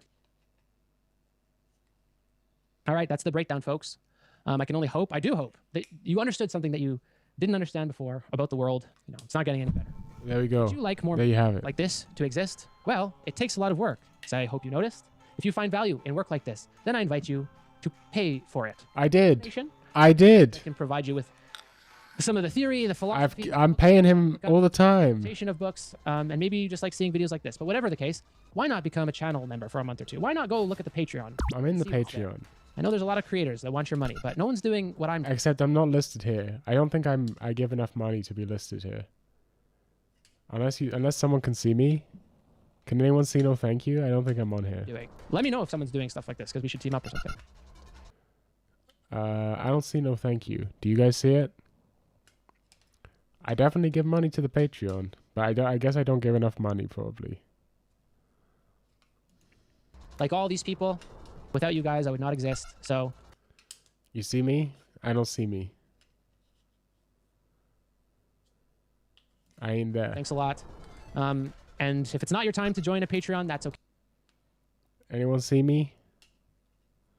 I don't have glasses on. I'll see me. Okay, hopefully you'll see me in a month or two. All right, well, that's enough of that.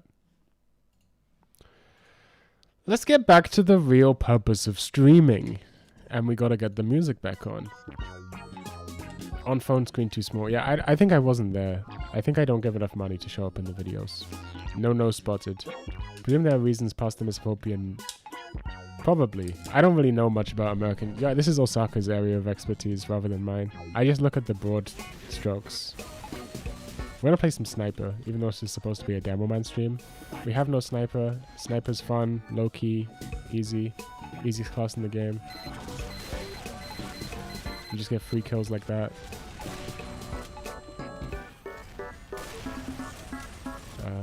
Who am I fighting here? I've been splashed with the worst weapon in the game. What am I supposed to do? Okay, I have to deal with this guy. Oh, I'm on fire.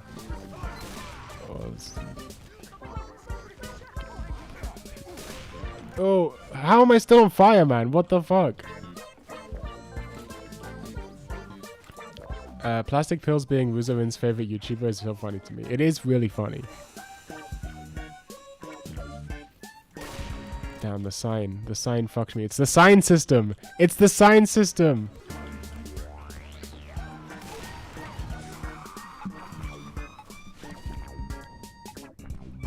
Spent too much money on bad optics? Yeah, probably. We have viewers now. We have actual viewers, which is crazy. You know what I should do since I'm a live streamer? I should order delivery food. I'm gonna order Taco Bell.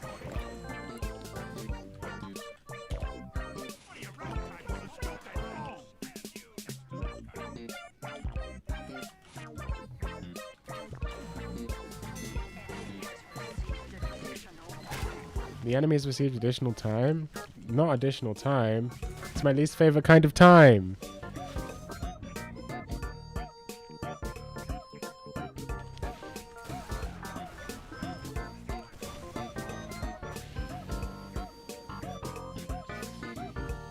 I have too many fucking tabs open, man.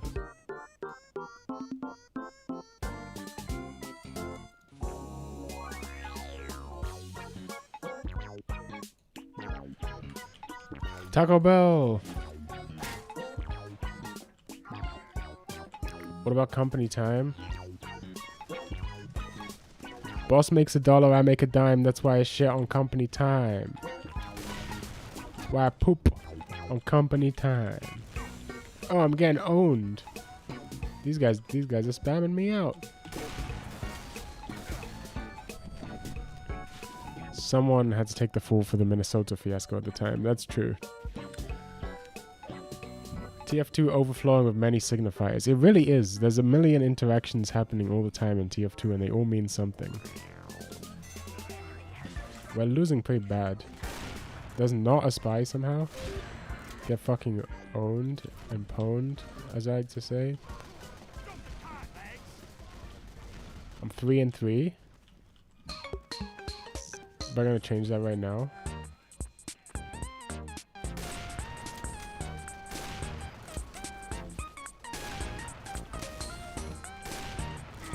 Never mind.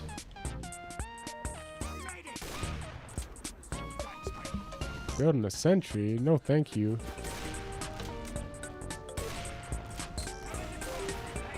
Not allowed. Not allowed. You're not allowed to do this. I refuse you access to this. Rosarin.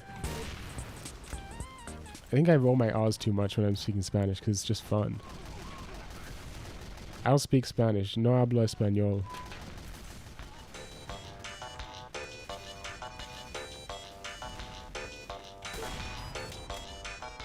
There's the rocket. I peek again. Damn, that crit.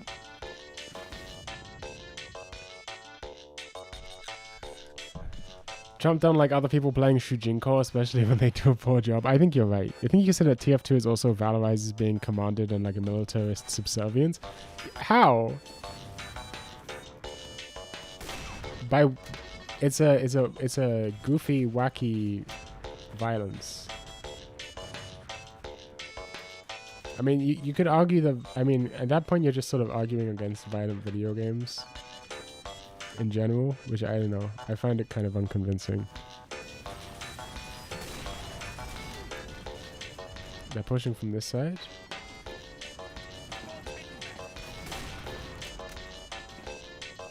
Check this out. Boom, and then...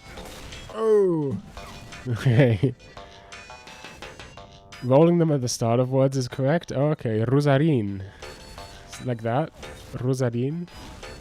I think we might lose this game somehow. I have the strangest sense that we might lose this game. Damn, the scout's fucking on one right now. Kill the med. Kill the med. Okay, he died. Damn. I'm going for shots. What's the commanded? At what point in TF2 are you commanded to do anything?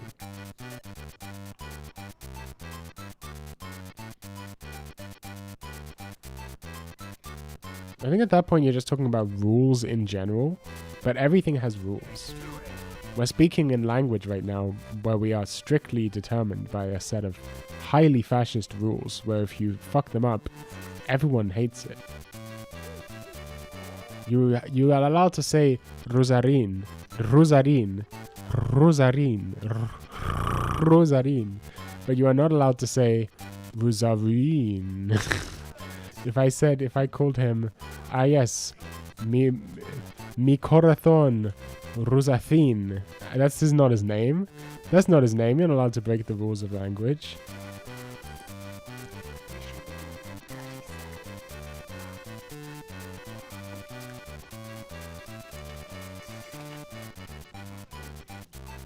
And not only that, but TF2 is one of the only games where you can actually choose not to fight.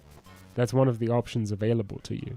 You can perfectly choose to just be a hoovy and not play the game at all, which is not typical of this kind of video game. This guy has an expensive hat.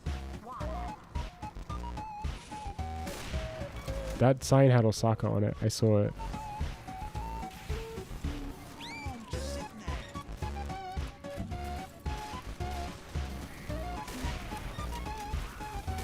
Damn.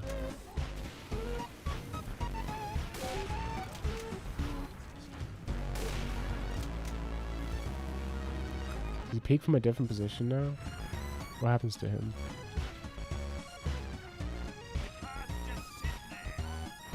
I don't really know how to play sniper. I think he won't be over here.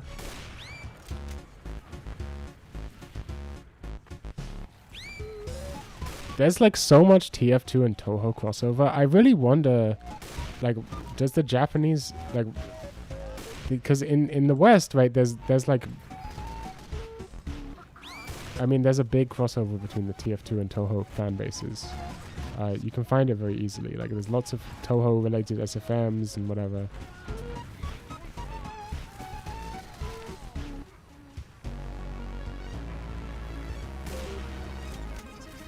I had to body shot. I had no choice.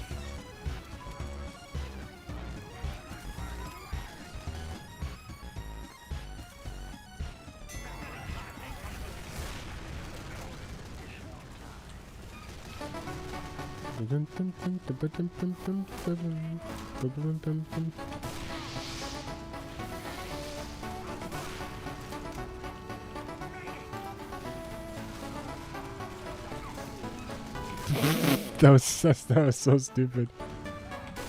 Oh, I'm not getting owned. I can't hit anything. Every single guy there should have been dead long ago, but I would suck. Sorry, let me read chat for a second. You are shitting on company time most of the time in this game. That's true. I remember in like 2018, you just sent me a message like, why do you like NHK? It's literally anti-NEET. It's true. It is anti-NEET. Just like all of these anime. The guy wins by stopping being a NEET. It's that kind of show. I think they just Ubered into me. Yeah, there it is. We're kind of kiting like crazy though.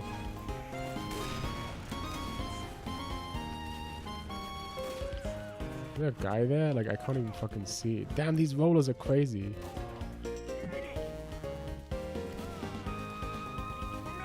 Fuck, I was too slow. That's true. The text is anti-NEET, but the communal context is pro-NEET.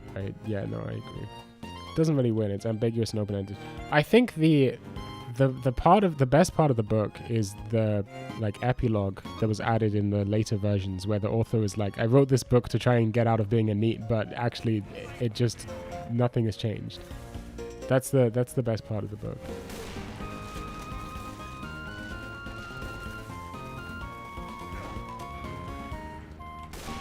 Oh. Oh. This is the most obvious spy of all time. I think I want to be here. I can't hit shit. I can't hit shit.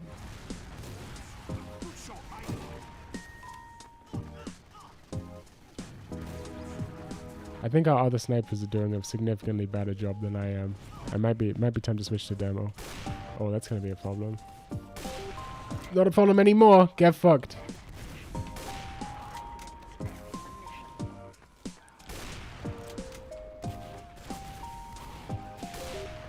How was that a headshot? Oh! Peek again. Pussy bitch. Pussy bitch! Playing sniper turns me so fucking toxic.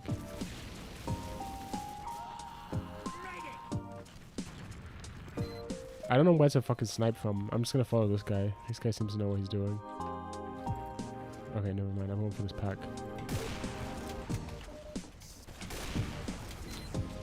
I'm hitting insane shots right now. In my mind. In my mind. No, I'm gonna die. Peek me, peek me, peek me, peek me, peek me, peek me. No! Okay, this is too English for one day. Goodbye. Goodbye. Audios. Fan of the book did become the author's girlfriend. I heard an interview of him by Honda Toru. Not that that's necessarily winning. I mean, that's pretty based, I think. It is also one of my favorite novels. I love Welcome to the NHK.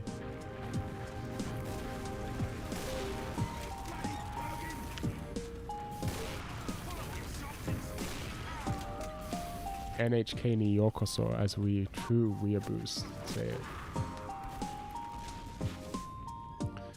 Oh yeah, I was ordering Taco Bell. I like a chicken quesadilla. Give me a build your own deluxe.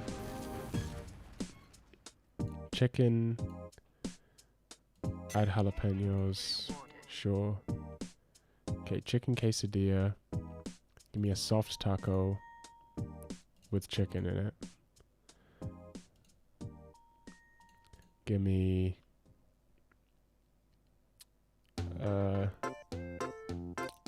Pepsi Max. Give me churros and no add-on. Wait, I'm missing something? Oh, I have to select side. Give me regular seasoned fries. Going all chicken, quesadilla, and a taco.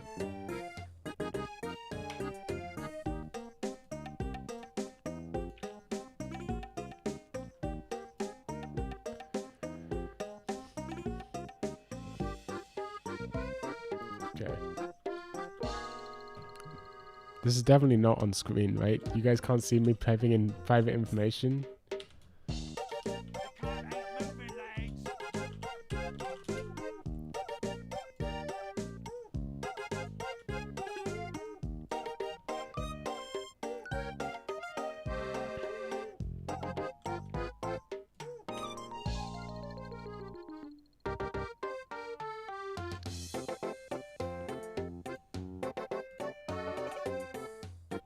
Hold on, I gotta check if this is the correct.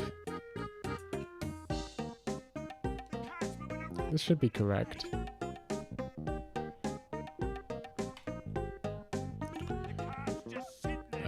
Standard delivery. Place order. Okay, I think this is all correct. Taco Bell is in the UK. Everyone is just hating on Taco Bell. Hold on. When I said I was being commanded, the most direct thought was hearing the voice line. I fucking hate those voice lines. No, you know what? You're right about that. You're right about that. That is a terrible thing about this video game. But congaing feels so high cohesion. True. Said he usually would have been too, but then he was manic at the time, so he went for it. Some shit I would do. I'm dying here. I was playing VIP Badwater and congaing, and the Zarathustra line about allowing yourself to be commanded or whatever kept going through my head. That's funny. Fucking hate Taco Bell. I got some a week ago and I had the smallest amount of chicken with barely any shit in the actual quesadilla. Listen, I know what I'm getting in for, okay? I know what I'm paying for. Like, I'm not under any illusions. I'm not showing my order, but I just told you my order. Why the fuck am I playing Sniper? Can anyone explain this to me? What went wrong in my psychology? Any psychoanalysts can analyze the psychology of why I'm playing Sniper right now?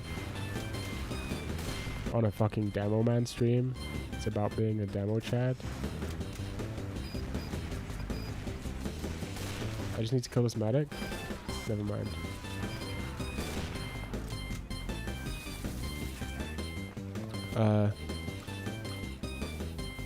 It was Hightower.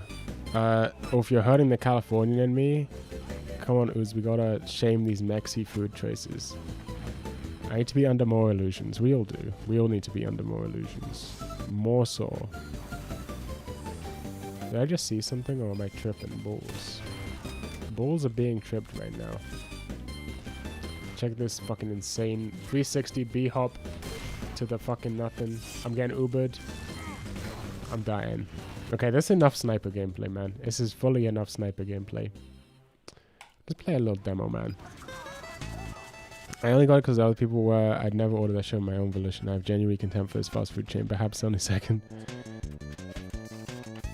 Did I actually order it? I did actually order it. Okay. Oh, why did I do that? It's kind of a waste of money. I could have just like made myself a sandwich. Whatever. I don't care. Money isn't real. I should be gambling more. Just walk on cart, man.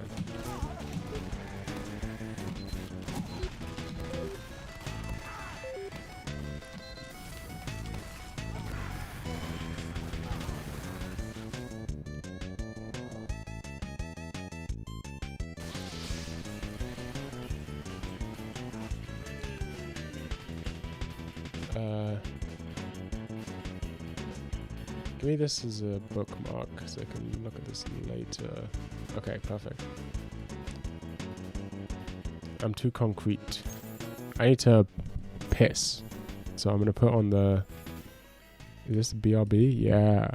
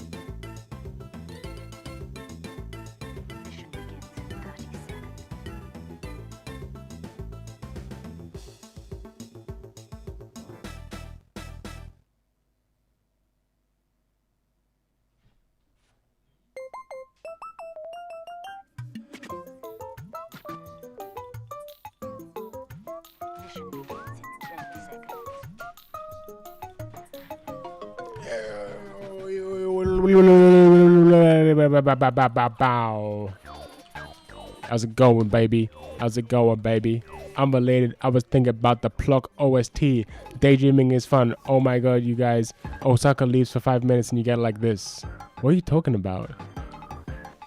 You guys are probably talking about all sorts of crazy shit. I listen to DKC OST every day. I listen to, I listen to a lot of Crowbar recently. We have a med. What is this guy doing here? Damn. Donkey Kong Country. Donkey Kong Country. Actually, Odyssey OST is good as fuck. I gotta fully agree with you there.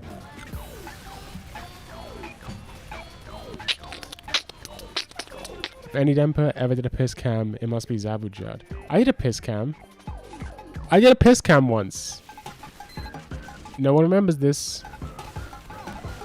It was in the video where I watched Panty Pony Dash on Ambien, which is one of my best videos. No one cares about it. No one watched it. No one watched it, but it's one of the best videos. Which Crowbar album's the best? Is the one that goes like bow bow bow bow bow bow bow bow bow bow bow bow bow bow bow bow. Hold on, wait. I have my bass plugged in. We can do this, right?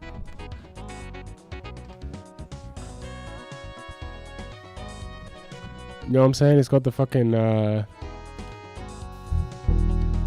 like a fucking.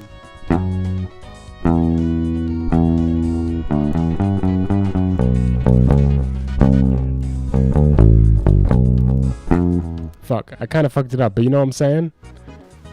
Sometimes I need the fuel I drain from you.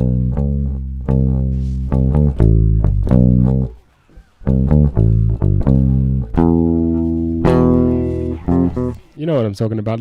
The lasting dose turns cold and blue.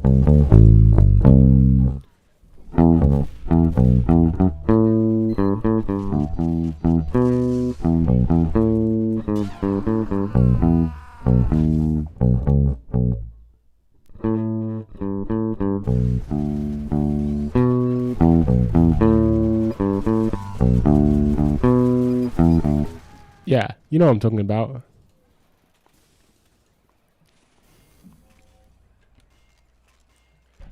Yeah, the album cover with the fucking statue and the shadow on it. You know what I'm saying?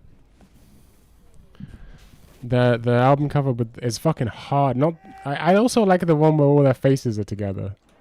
What the fuck? I'm behind them? Check this out. That's how you kill a heavy as fast as possible. The one with the blue cover. I guess it's kind of blue. Oh, yo, what up, Grimy Goth 43? Amazing to wake up and have my morning coffee to a no live stream. It's Dripping Ooze. Oh, hello, Dripping Ooze. How's it going? This is my no live stream where we do not live stream. This is a spy. This spy is a spy. Hello, Mr. Frenchman. Get fucked. I am now going to die. Never mind, we have a medical man to protect me. The cars aren't almost for the final terminus.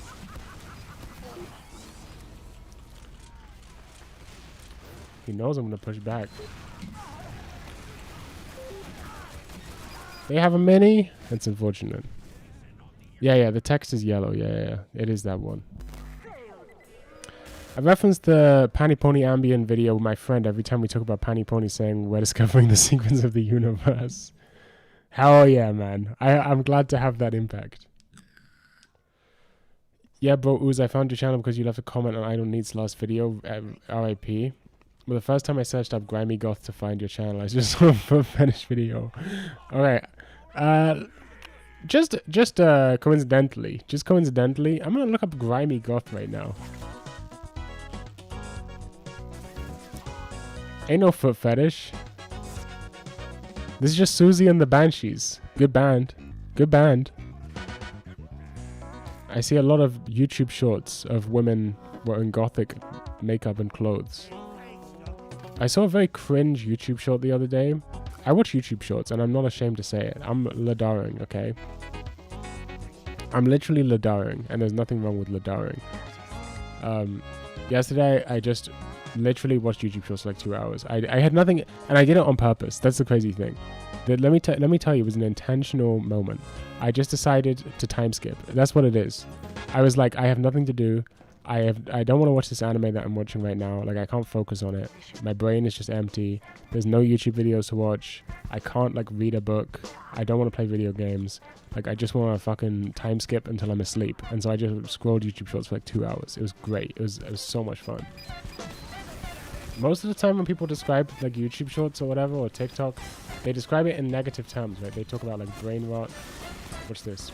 Using this Uber usefully.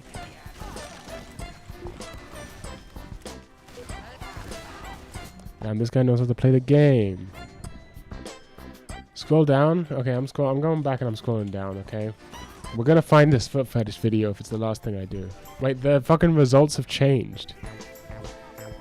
It's showing me how, what the hell? It's showing me how to watch a terrible anime in just one episode. Okay, I'm scrolling down. Did I spell it wrong? Oh, it hasn't, I don't know how to spell. I don't understand the rules of grammar. I'm somehow pressing every key on my keyboard except the correct key. Okay, I'm scrolling. Is it a YouTube short? Or what is it? What is this? What did I just click on by accident? POV, first date with a goth girl. Got you a white monster, but I see you already got one. What? Don't worry, baby, I can. This was recommending me, by the way, just so you could see. Just got you a white monster, but I see you already got one. What? Don't worry, baby, I can double first. Wow. You gonna get me one? It's our first date. So? Please, come on. No. Please, I'll do whatever you want. No. Oh. That's what YouTube is showing me, by the way. That's not foot fetish. That's like humiliation fetish or something. I don't know. It's a humiliation ritual. Mossad. Oh, I think I found it. Is it this one?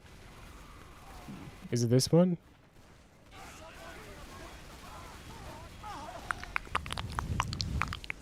Is this the one? Hi. Hi. How's it going? What are you doing here? I'm looking at your feet. Yeah, that's exactly the reason why I'm here too. I just Look at my feet. get away from. You don't want to see my feet, man. Have some peace and quiet. Is not this one? Okay. Yeah.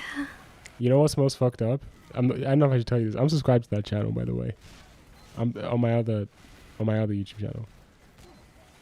Holy shit! I found the foot fetish video. Alright, what's up, guys? No gameplay today. I wanted to do something different. Coming out as an INFJ. I have a lot of thoughts about what I'm going to talk about today, and I just... Okay, there's not foot fetish. You lied to me. There's nothing here, okay? You promised me foot fetish. Let me show you foot fetish YouTube content, okay? You don't even know. I'm not going to show you that, actually. That's gay. I'm still on BRB. Put me back here. Okay, wait, we can't even leave spawn, so I'm just re-queuing. Wait, let me do this first, though. Oh no, we don't have time.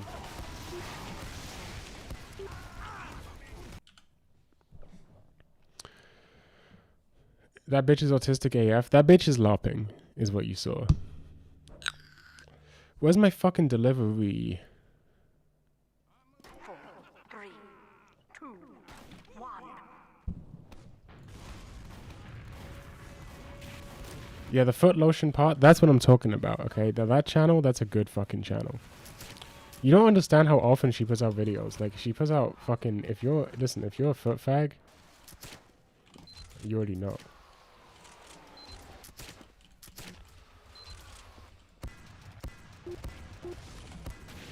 That's bad. Thank you for saving me there.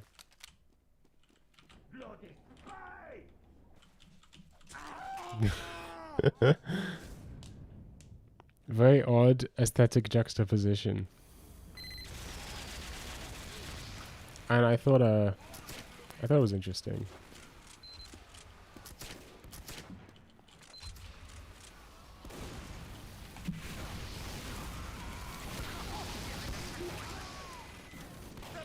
He bombs? He bombs? No? He just runs. Where's a bomber? You know, I'm going to their spawn. And no one can stop me, because I'm too fucking fast.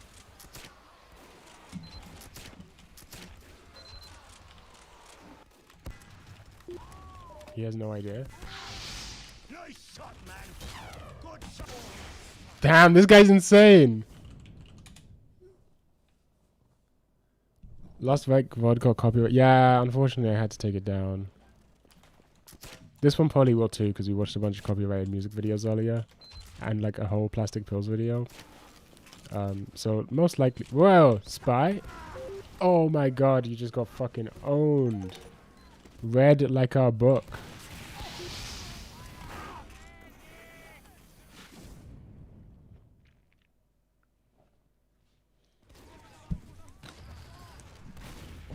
Yo, it's Agneshine. How's it going? We got the whole gang here. I was in Trixie's Discord server and they became scared and left. And then became scared and left. Oh. That's a spy. LSP! I'm just going over here. Oh yeah, I forgot there's that fucking invisible. I live that? It's fucking crazy, man.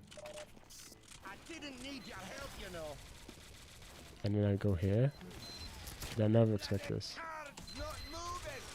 I'm in the water, so I'm safe. But the Trixie's Discord server people are fucking...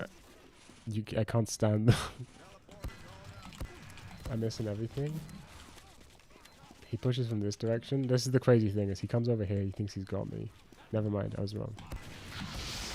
Damn, I'm fucking getting owned by this guy who can press mouse too.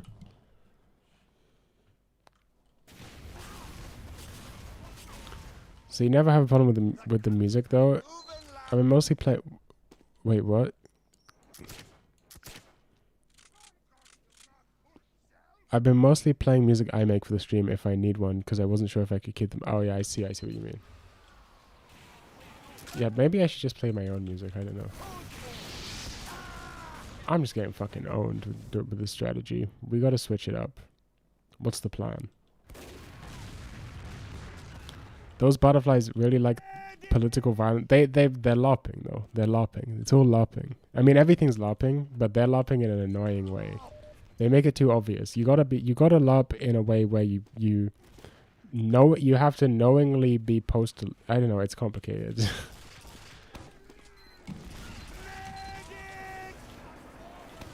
Oh, here they come. Yeah, turn this corner. See what happens to you. I must reload.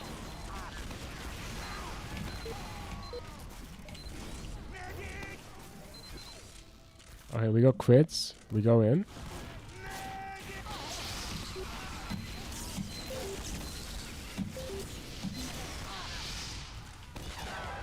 Ah, it's annoying. No, not being post left. I mean, you can be post left or whatever, but I'm talking about like... I'm talking about the affect or the vibe you put out. Purely aesthetics. Otaku is about love, no war. It's true. It's a good point. Where are you off to, buddy? No. That's not allowed. Ow. Interesting, last time I looked at the server, admittedly, it was big hug box. That's what I'm fucking saying. Too much hug boxing. I don't think otaku is love, not war, because I think a lot of otaku... I disagree with you, actually. A lot of otaku is like, actually, I think you'll find that this anime is better than that anime.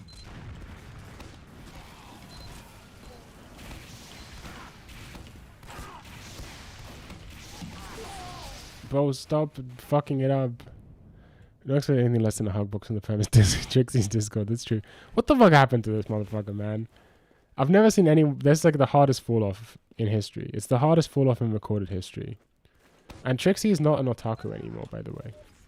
Trixie is very actively and openly not an otaku anymore. Which is just like... Okay, so you were LARPing the whole time? Like, well... I mean, look, I hate to agree with Howard Blast on anything, but...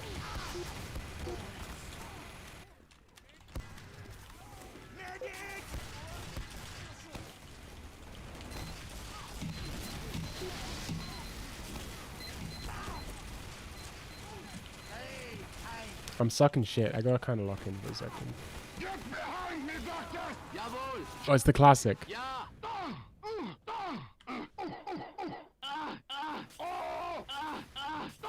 I am the Ubermensch. Oh, oh, нет. Jawohl. Oh, oh, oh, oh, oh, oh. I'm coming. I'm coming. Oh, oh, oh. Medic. Good times. Hell yeah.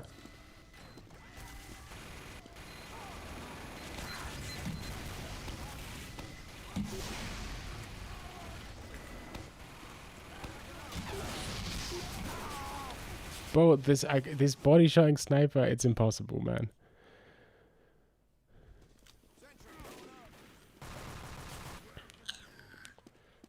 Where the fuck is my Taco Bell? Man, they are not quick with it. Denpa-chan has become edgy on Reddit. Denpa-chan is a fucking lost cause, man. This is how you dodge a sniper.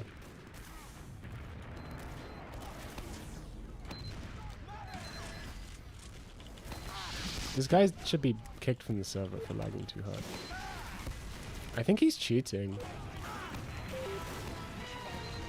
I think he might have auto reflect because the lag feels artificial to me. Like, in a way I can't really describe. It feels like he's lagging at convenient moments to make it harder for me to hear him, which could be fake lag, which is a common cheat.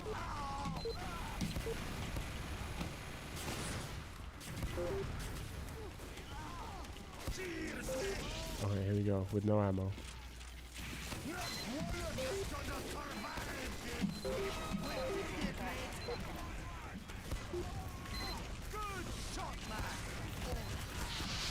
I gotta run away, I'm afraid.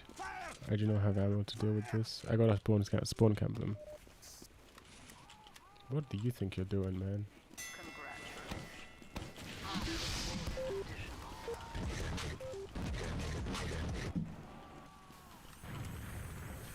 I'm dead here. Yeah, there's nothing I could do against that.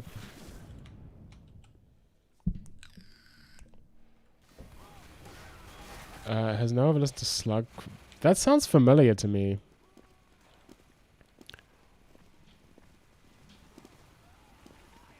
Too many humans is true. Okay,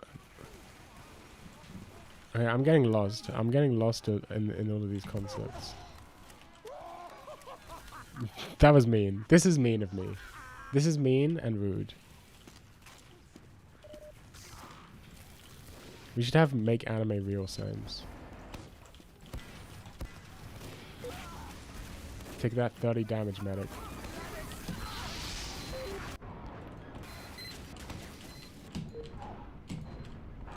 Sentry down. Blind sentry down. Tell me I'm not a beast. Is it otaku to watch 7 Samurai and old tokusatsu stuff? Tokusatsu is otaku. 7 Samurai is not otaku. Not in the traditional sense. Unless you are like a film nerd, like a cinephile, and then you would be a film otaku. But that's a different thing entirely. I would not say 7 Samurai is particularly an otaku work. I would say old tokusatsu definitely is an otaku work. There's nothing we can do here. They have literally like 3 engineers, by the way. This is just, it's just over. I'm requeuing. It's not worth it.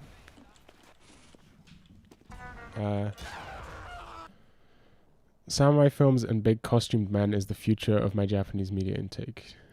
Bro, this is the slowest fucking delivery of all time. I'm so hungry. Let me just drink more caffeine. Why am I queued for Abby, man? Alright, check this out. Dead Ringer Kunai Spy. Mission ends in 10 seconds. I don't even get to see an enemy before we win. I know this is a spy.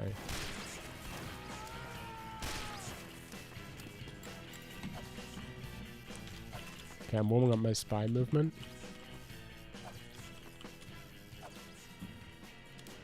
Put me back on Abby. You'll see. Yo, it's not Noctoch. Abby is awesome and too got to be put on Sweden. I can see it. This server is empty. I'm requeuing. I agree with Unim on this. You could interact with it as an otaku. What do you think about my custom TF2 fucking shit? Tell me I'm not a beast. Anyone who likes Kamen Rider or Precure after age 15 has autism. That's true. Kamen Rider... No, I disagree. Kamen Rider is pretty beast. Like, I think anyone could enjoy Kamen Rider. Okay, we're just gonna play some engineer, because someone has to play engineer.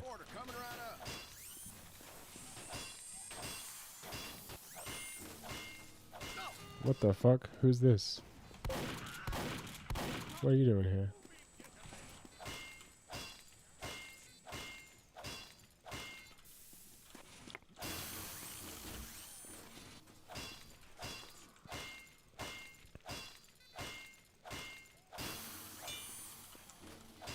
May as well upgrade this while we're here. I'm moving this.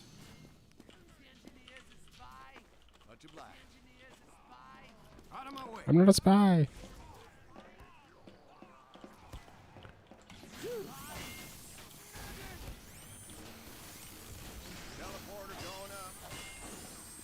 I don't have ammo.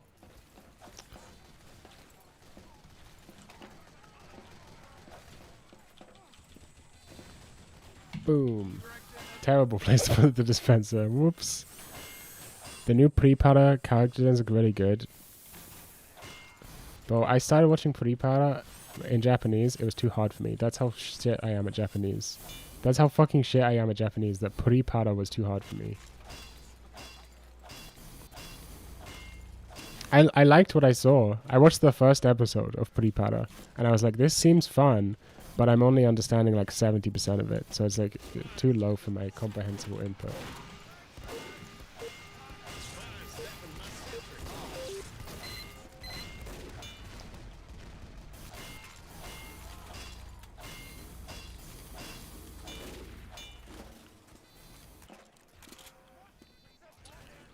That's what I'm fucking saying. Trixie's streams are so dog shit. She just sings badly. Can anyone... You know what? Next time I see a Trixie stream, I've got to be the one to tell her. No one else is going to do it because they're in that hug box. I'm going to be the one to say, no one wants to hear you singing. Please stop. Alright, fuck it. We go beast here.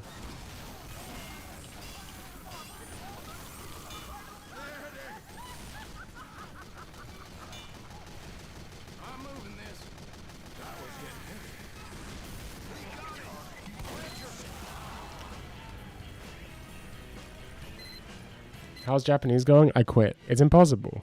I don't think it's possible to learn Japanese. Everyone's lying.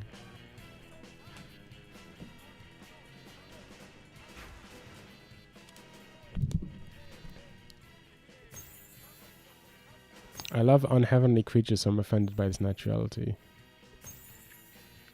Fills me with anger how Japanese internet famous people all decide to shit on train fans, especially the one who photographed trains. There's reasons for that.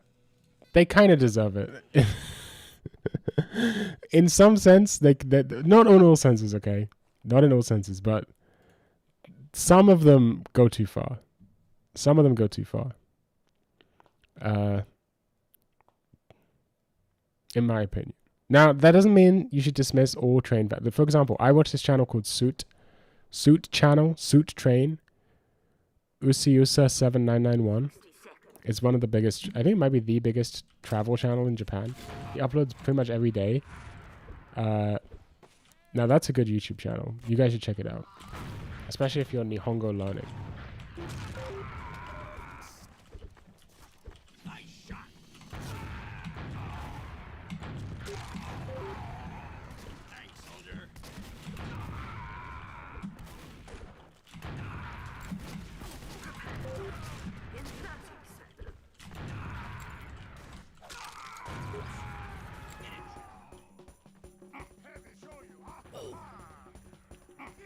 A lot of those salaryman vlogs are fake. Imagine trying to learn kanji while having brain damage. Couldn't be me. If I had... The thing is, I would be able to learn Japanese if I had a Vyvanse script. If I had a Vyvanse script... If I had a prescription for ADHD medication, I would be able to learn Japanese. But I do not have that, so I can't do it.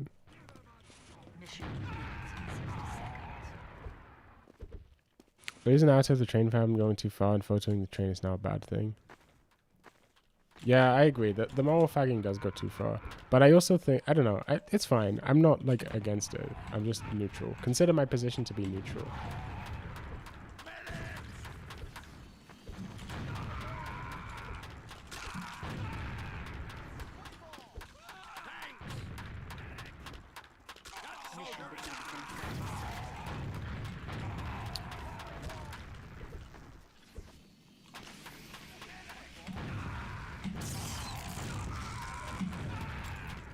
I want to hit that line. I've never hit it.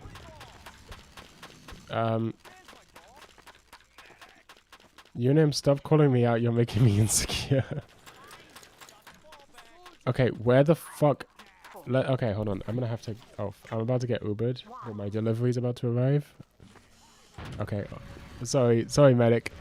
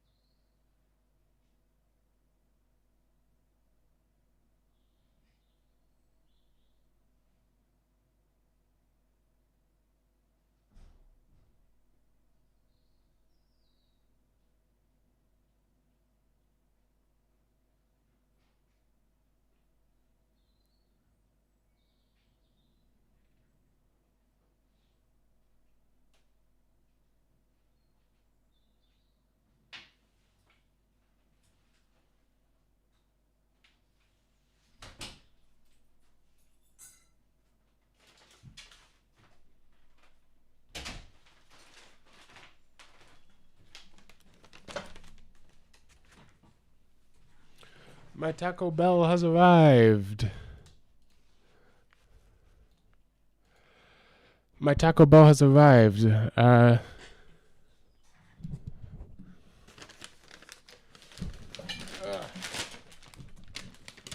Let us eat. Watching jump gameplay is beast background footage. I agree. It's very fun to do.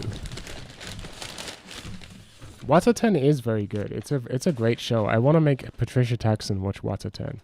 That's my goal in life. It's cold. Whatever, I don't fucking care. I'm just hungry as fuck.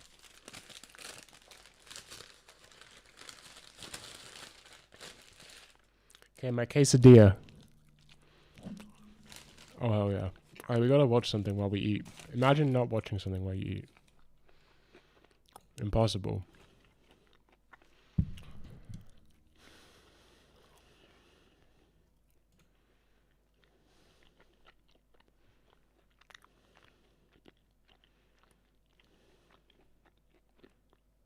I got something. Hello, everyone. Recently, It's only in my left ear. two. Come on, Osaka, fix your fucking shit. Yes, you were right. This is a Chromebook that I was able to buy for $30 after having sold my ThinkPad X230, which I sold for significantly more than that amount of money. At the same time, I sold my X60, I sold my T400, I've got an X61, or a T61, excuse me. This is boring. What's this instead? This is the rocket launcher. You can shoot rockets at enemies directly or anywhere nearby to deal splash damage. The direct hit is an unlock that significantly reduces splash damage, and in exchange deals far more direct damage. Even though it has a plus 80% projectile speed, it's regarded as one of TF2's most skill-demanding unlocks due to how unforgiving it is if you don't directly hit your target. So today, I'm going to test myself against my viewers in a totally fair challenge by increasing the damage of the direct hit by about 10,000%. I'm still only one man with 200 HP, so we'll start out at 1v3, and every round I win. No, I never do that, Unim. But to ensure that the challenge doesn't end in 5 minutes, I'll give myself a power-up each round I win as well. My goal is to survive enough rounds to collect all the power-ups, but if the viewers can beat me before that, they win. However, to start out, I'll give myself 2 small power-ups, just so that the matchup is even with an increased capture speed and no self-damage from rocket jumps, because believe me, I'm gonna need it for this first round. So let's get into it. Oof, I'm excited. Let's run it. Let me move the... Shit, I forgot to enable no self-damage. It's fine. Okay. He's in the right house? Looks like they're all right. I think I'm just gonna do what I can before I die. Is this normie YouTube? Is a TF2 video? I like TF2. I'm on capping. Also, actually, I take offense to this. I've always been... If you go back to my old videos, I used to talk about this. I don't call myself this anymore, but I used to say that I was a YouTube otaku, that I really loved YouTube. It used to be the case. It's still partially the case. I've always been a massive fan of many different YouTube types. Okay, we're good now. I'm just gonna sit here. Alright, we got Conch off that kill, now we go in. Beat him into the minis and... Wait, really? That's crazy. Oh no, Grammy God, I wasn't taking offense to it properly. I was just saying, like... Oh no, I'm high. Bombing. Big NG kill. Now we cap off of it because we're in a really good position here. Basically, my goal is to never get to fight all 3 of them at once. I teleport. He's at our spawn. That should delay them a bit, but I feel like I'm about to get back capped. Yup. Yo, that's actually really good for me. He's going to our far right side. Like, I'm subscribed to almost 1,000 YouTube channels. Right there. Yeah, you're shot him. I'm just gonna pressure point, honestly. Oh, never mind. He called it out. Come here, little bro. Come on. Minis are the bane of my existence in these challenges. Holy shit. I don't have metal for that many mini sentries. Why do I feel like backcapping is going to be a reoccurring theme in this video? This isn't good. This isn't good. 30.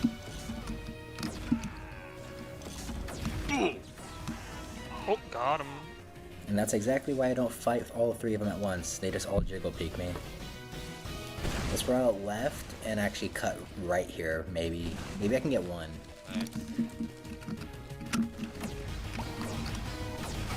Killed him. Nice. Oh shit, Or like PC98. destroyed my entrance. I have to go replace that. Honestly, I want to target this Force and Nature Scout. His movement is so bad, it's good. And the knockback just pisses me off sometimes. There he is. See what the fuck I mean? See? Scared of it.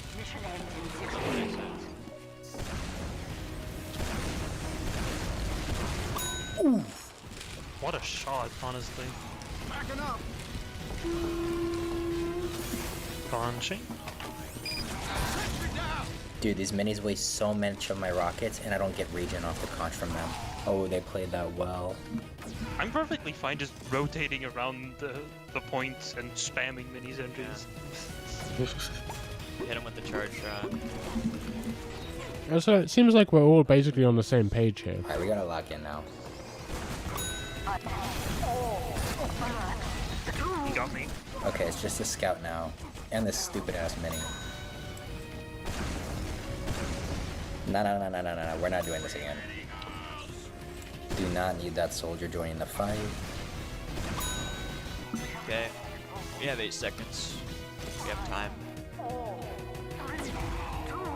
I don't, I'm slow. Take 100 on point. Yeah. That was nail biter. After barely winning the first round, I realized that although I could one-shot everyone, I was still able to be killed in one-on-one fights or be very easily cleaned up after taking some damage in a 1v1, meaning I needed more health. And although increasing my max health would be nice for one-on-one engagements, it lacked the sustainability I needed to take on a group of players. And the nice thing about the vampirism buff is that it gives back 50% of all damage dealt. And since I'm doing a lot of damage, I would be getting maximum overheal after every kill, no matter how low I was before, making my decision pretty clear. But before the next round, I have a clip to show you guys. We're on battalions now because there's no point other than the speed boost with the conch because of vampirism. I think he can take vampirism. I think that helps him the most. No, I don't think so. Hopefully I can get an early pick here. Nah, no way the second rocket didn't splash him. I'm kind of sorry for all the people Dude, with the weight in hand. Okay, we need to lock in, twin. Yes, you and me. W head bump. Yeah, they just straight jump at me now. This fucking guy. You know what could help him if he has like the equivalent of the MVM. I think it's like the speed, the haste upgrade. Don't heal me. That would help him. I'm trying to steal. Okay. Oh, you're gonna steal that? Like, awesome. Okay, now we're locked. You do not. Oh, that's not a caper. Oh my god. I thought. Damn, I got two with that. Let's go right. Ooh, they're probably gonna have Uber. I forgot about that though. He's gonna be on the big door. He's probably going to see you. I would really like to live here. Yo, where'd the scout go? I'll take it, gang. He's solo. He's 57. Oh, never mind. He's got vampirism. I'm dumb. Oh, okay. He does. Genuinely, if he had the haste upgrade, he might actually stand a decent chance with the faster vampirism overheals him? I think this demo's the last one. I mean, it doesn't really matter as long as he's not touching the point. This is gonna be a tough round, though. I'm already a minute and a half down on the timer. However, in the wise words of fucking what's his face, Jonto, my knife doesn't. Yeah, it's somewhat recent. Only in the last few years did they invent Taco Bell. Let's use this banner. I think they're gonna have Uber soon here. And I became addicted to it for a short period of time. Now I only get it very occasionally, like maybe once every few months. I just heard the medic call. I either want to drop him or juggle him mid-Uber. Alright, I'm gonna Uber Scout. When next we see him. I don't think he's happy. I think the spy's gonna be... Yeah, there he is. Okay, okay. I can't really do anything while they're Ubered, so I'm just gonna let them cap and take as many 1v1s until the Uber ends. Wow, okay. All things considered, I probably could have won that without losing the point, but it was definitely one of the good endings to that fight. I'm still gonna stick on Spy though, because it really. You know something that's funny? What if you just trap? I'm pretty sure we could one-tap him with a fully charged crit quickie bomb. Good luck landing that. Okay, he's walking towards the spawn. Stay in the spawn. Yeah, that's on me, Phil. I mean, I vape, so if someone offers me a cigarette, I smoke it. And he just leaves. But I don't buy. I mean, that's the best. I don't buy cigarettes myself. He can't spawn camp. He can't do it. Yeah. he's getting tilted. He's getting tilted. This is our strat. Oh shit! Yeah, we should have a flanker. Should be time for another Uber soon. Yep, there's the medic.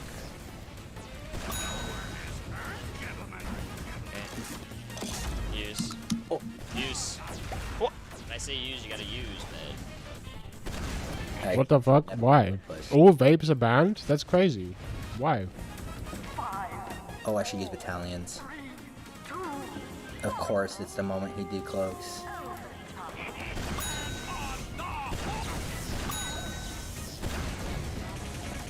Nice. Get him! Can I kill one free-to-play scout to win the round? Oh, I'm out of ammo. W script. W script. See, I can hit that, but not a scout moving in a straight line. Just touch him and get on point if you can. He's like. Oh, so not all vapes, just flavor. I mean, yeah, that's fine, I guess. Got him! Yes! Oh! I was gonna say, why are you using the big earner, but it doesn't really matter what knife you use in this challenge. Ooh, that was close. Oh yeah, too close. If I That fucking sucks, man. 60% Uber right now, so getting the medic is not. Why are we against streaming sites? Give me your rationale. Right, translating left. Left. Oh. Okay. Wait, is it that easy? Damn it. What? No. We didn't get on it. Something I was worried about prior to this challenge was, although I could one-shot everyone, after a certain amount of players, I would still only have 4 rockets in the mag with no way of increasing it. So even if I hit all my shots, they would eventually just spawn faster than I could kill them. And with that NG spamming minis, he's taking away valuable rockets that could be spent killing players. And just about the only way to increase my potential rocket output would be speed. As well as increased movement speed would help with not getting backstabbed or headshot. Okay, next round here, I don't know if I mentioned this, but I switched off conch for battalions. Probably. I'm trying to think. Because haste with this is rough. Yo, I love the speed. I can feel it in the rocket jumps already. Oh, looks like yeah. Not if you block ads. Oh, hi. Yeah, I don't really know how that looked on his screen, but I would imagine that shot was a lot harder to hit with speed. Yeah, I've seen them decloak like 10 times here already at this point. Let's cap this up and... It's kind of scary. Kind of. Okay, let's blow this battalion so we can get some crit resistance in case they're running crit screen or have us that sniper again. But instead, I'm gonna waste like 70% of it on this NG. Lovely. That's not gonna matter as much with haste. Not as much, but it's still. Oh my god! Some spy or scout. Yeah, but you don't have to wait for it to download. I should have popped the moment I saw it. Oh shit. Okay, that guy needs to go. If you know, you know. Also, I said 2 spies jokingly. No. I'm just. Okay, I'll just switch to Angie. You can be on spy now. Vampirism is still absurd. Right. Vampirism on the with point? the bats. 1 mini down. Hopefully he doesn't have enough metal for another one. Oh yeah, with how many rockets he's making me use on these minis, I think engineers are kind of a slept-on target in this challenge. Literally none of that matters to me. Why would I care about any of that? Yeah, he was There we go. Can't air shot me when we're setting traps. He's on point. Alright. Also, many piracy sites these days, many streaming sites that I've seen, the more modern ones, they actually soft serve. No hard serve. Stun. Yeah, every Uber they pop is at least one. I'm not gonna name drop, but At best, I've seen Kill me and set up everyone on point, and then defend for the rest of the round. And I got one of these churros. Med kill to delay the next. That's somehow so shit, but so good. Damn. On DDR, let me switch back to Spy. Yeah. The good news is we are. I don't know how valuable crits is gonna be. Bruh. Bro, the moment I leave the point, someone's ready to just rat it. I mean, they're playing it well. I would. Damn, I'm seeing all kinds of classes. Yeah, core area is right. Switch immediately. Here's the real reason. They'll use just to be clear. Instead of both. Double. I am on like 3 computers every day. Like, I go from my desktop to my one ThinkPad to my other ThinkPad to my Mac. Like, I'm switching computers all the time, and so it's just kind of annoying if I download it to just one computer. Like, I have some shit downloaded on this computer, right? Oh, let me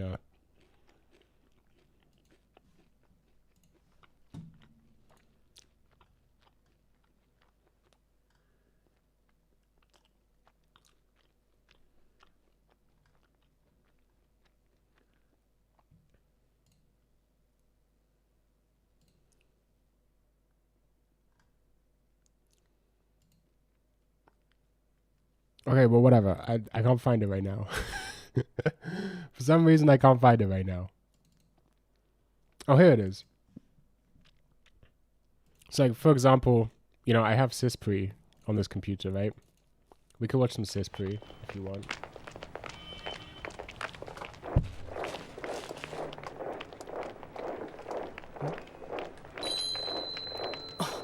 It's actually art, by the way. Cispre is art. 君は誰？なぜ泣いているの？僕に何を言いたいの？待てよ！君は！渡る。起きろよ、渡る。おはよう、渡る。目が覚めたかい？明夫。うなされていたみたいだけど。 We're randomly watching episode 25 of Cispre. Okay, you get the picture. It's not like I don't have anime. I have anime, right? The problem is that I'm on different fucking computers all the time. So it's like, if I download it to my computer, it's like, okay, I can only watch it here. And then when I move computers, oh, I don't fucking have it. Or if I put it on my hard drive, then it's just annoying. I have to fucking unplug my hard drive, plug it into a new computer, and it's like, oh, I'm watching on my laptop with my hard drive like dangling, and if I accidentally like nudge it, then it comes unplugged, and then I have to remount it because I'm on fucking Linux. I have like, I do everything manually, so I have to like do it with shell commands, and it's just like mildly annoying instead of just having a website.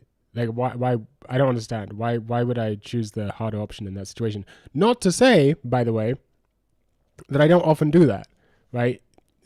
I mean, I'm literally bragging about, but I have an anime folder, and this is my second, like, this isn't even my main fucking shit, right? This is my secondary hard drive. You know, I have a bunch of shit on here, and this is my secondary hard drive. My main hard drive is full. It's a full terabyte of just anime and some eroge. My main external hard drive that I've had for years. It's a full terabyte of anime and eroge. It's not like I don't download shit, is what I'm saying. I download shit all the time. But, you know, it's a pain in the ass. I downloaded Cispre to this computer because I was doing something, but then I didn't end up releasing it, so I'm not going to tell you. But I also happen to have Cispre on a hard drive, so I do watch it on my ThinkPad sometimes. Or I did when I... Yeah.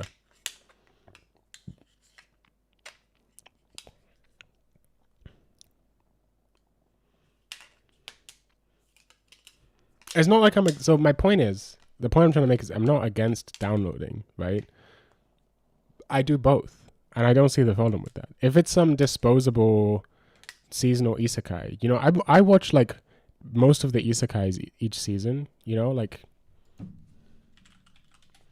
right now I'm watching this show, right? Like I don't need this downloaded. I'm never going to rewatch this show. You know what I'm saying? It's not going to happen. I'm not gonna rewatch this show, so it's like it's fine. It's fine if I just stream it. I'm not gonna rewatch it. But if it's a show that I feel like I might rewatch, Like if you go on my profile and you look at my currently watching, right? Okay, so out of these shows, I have Kobato downloaded, I have Gion Riders downloaded, I have Macross downloaded, I have Galaxy Angel downloaded, I have Moyashimon downloaded, I have Sispri downloaded. But the other, and I have Sono Biscuit downloaded.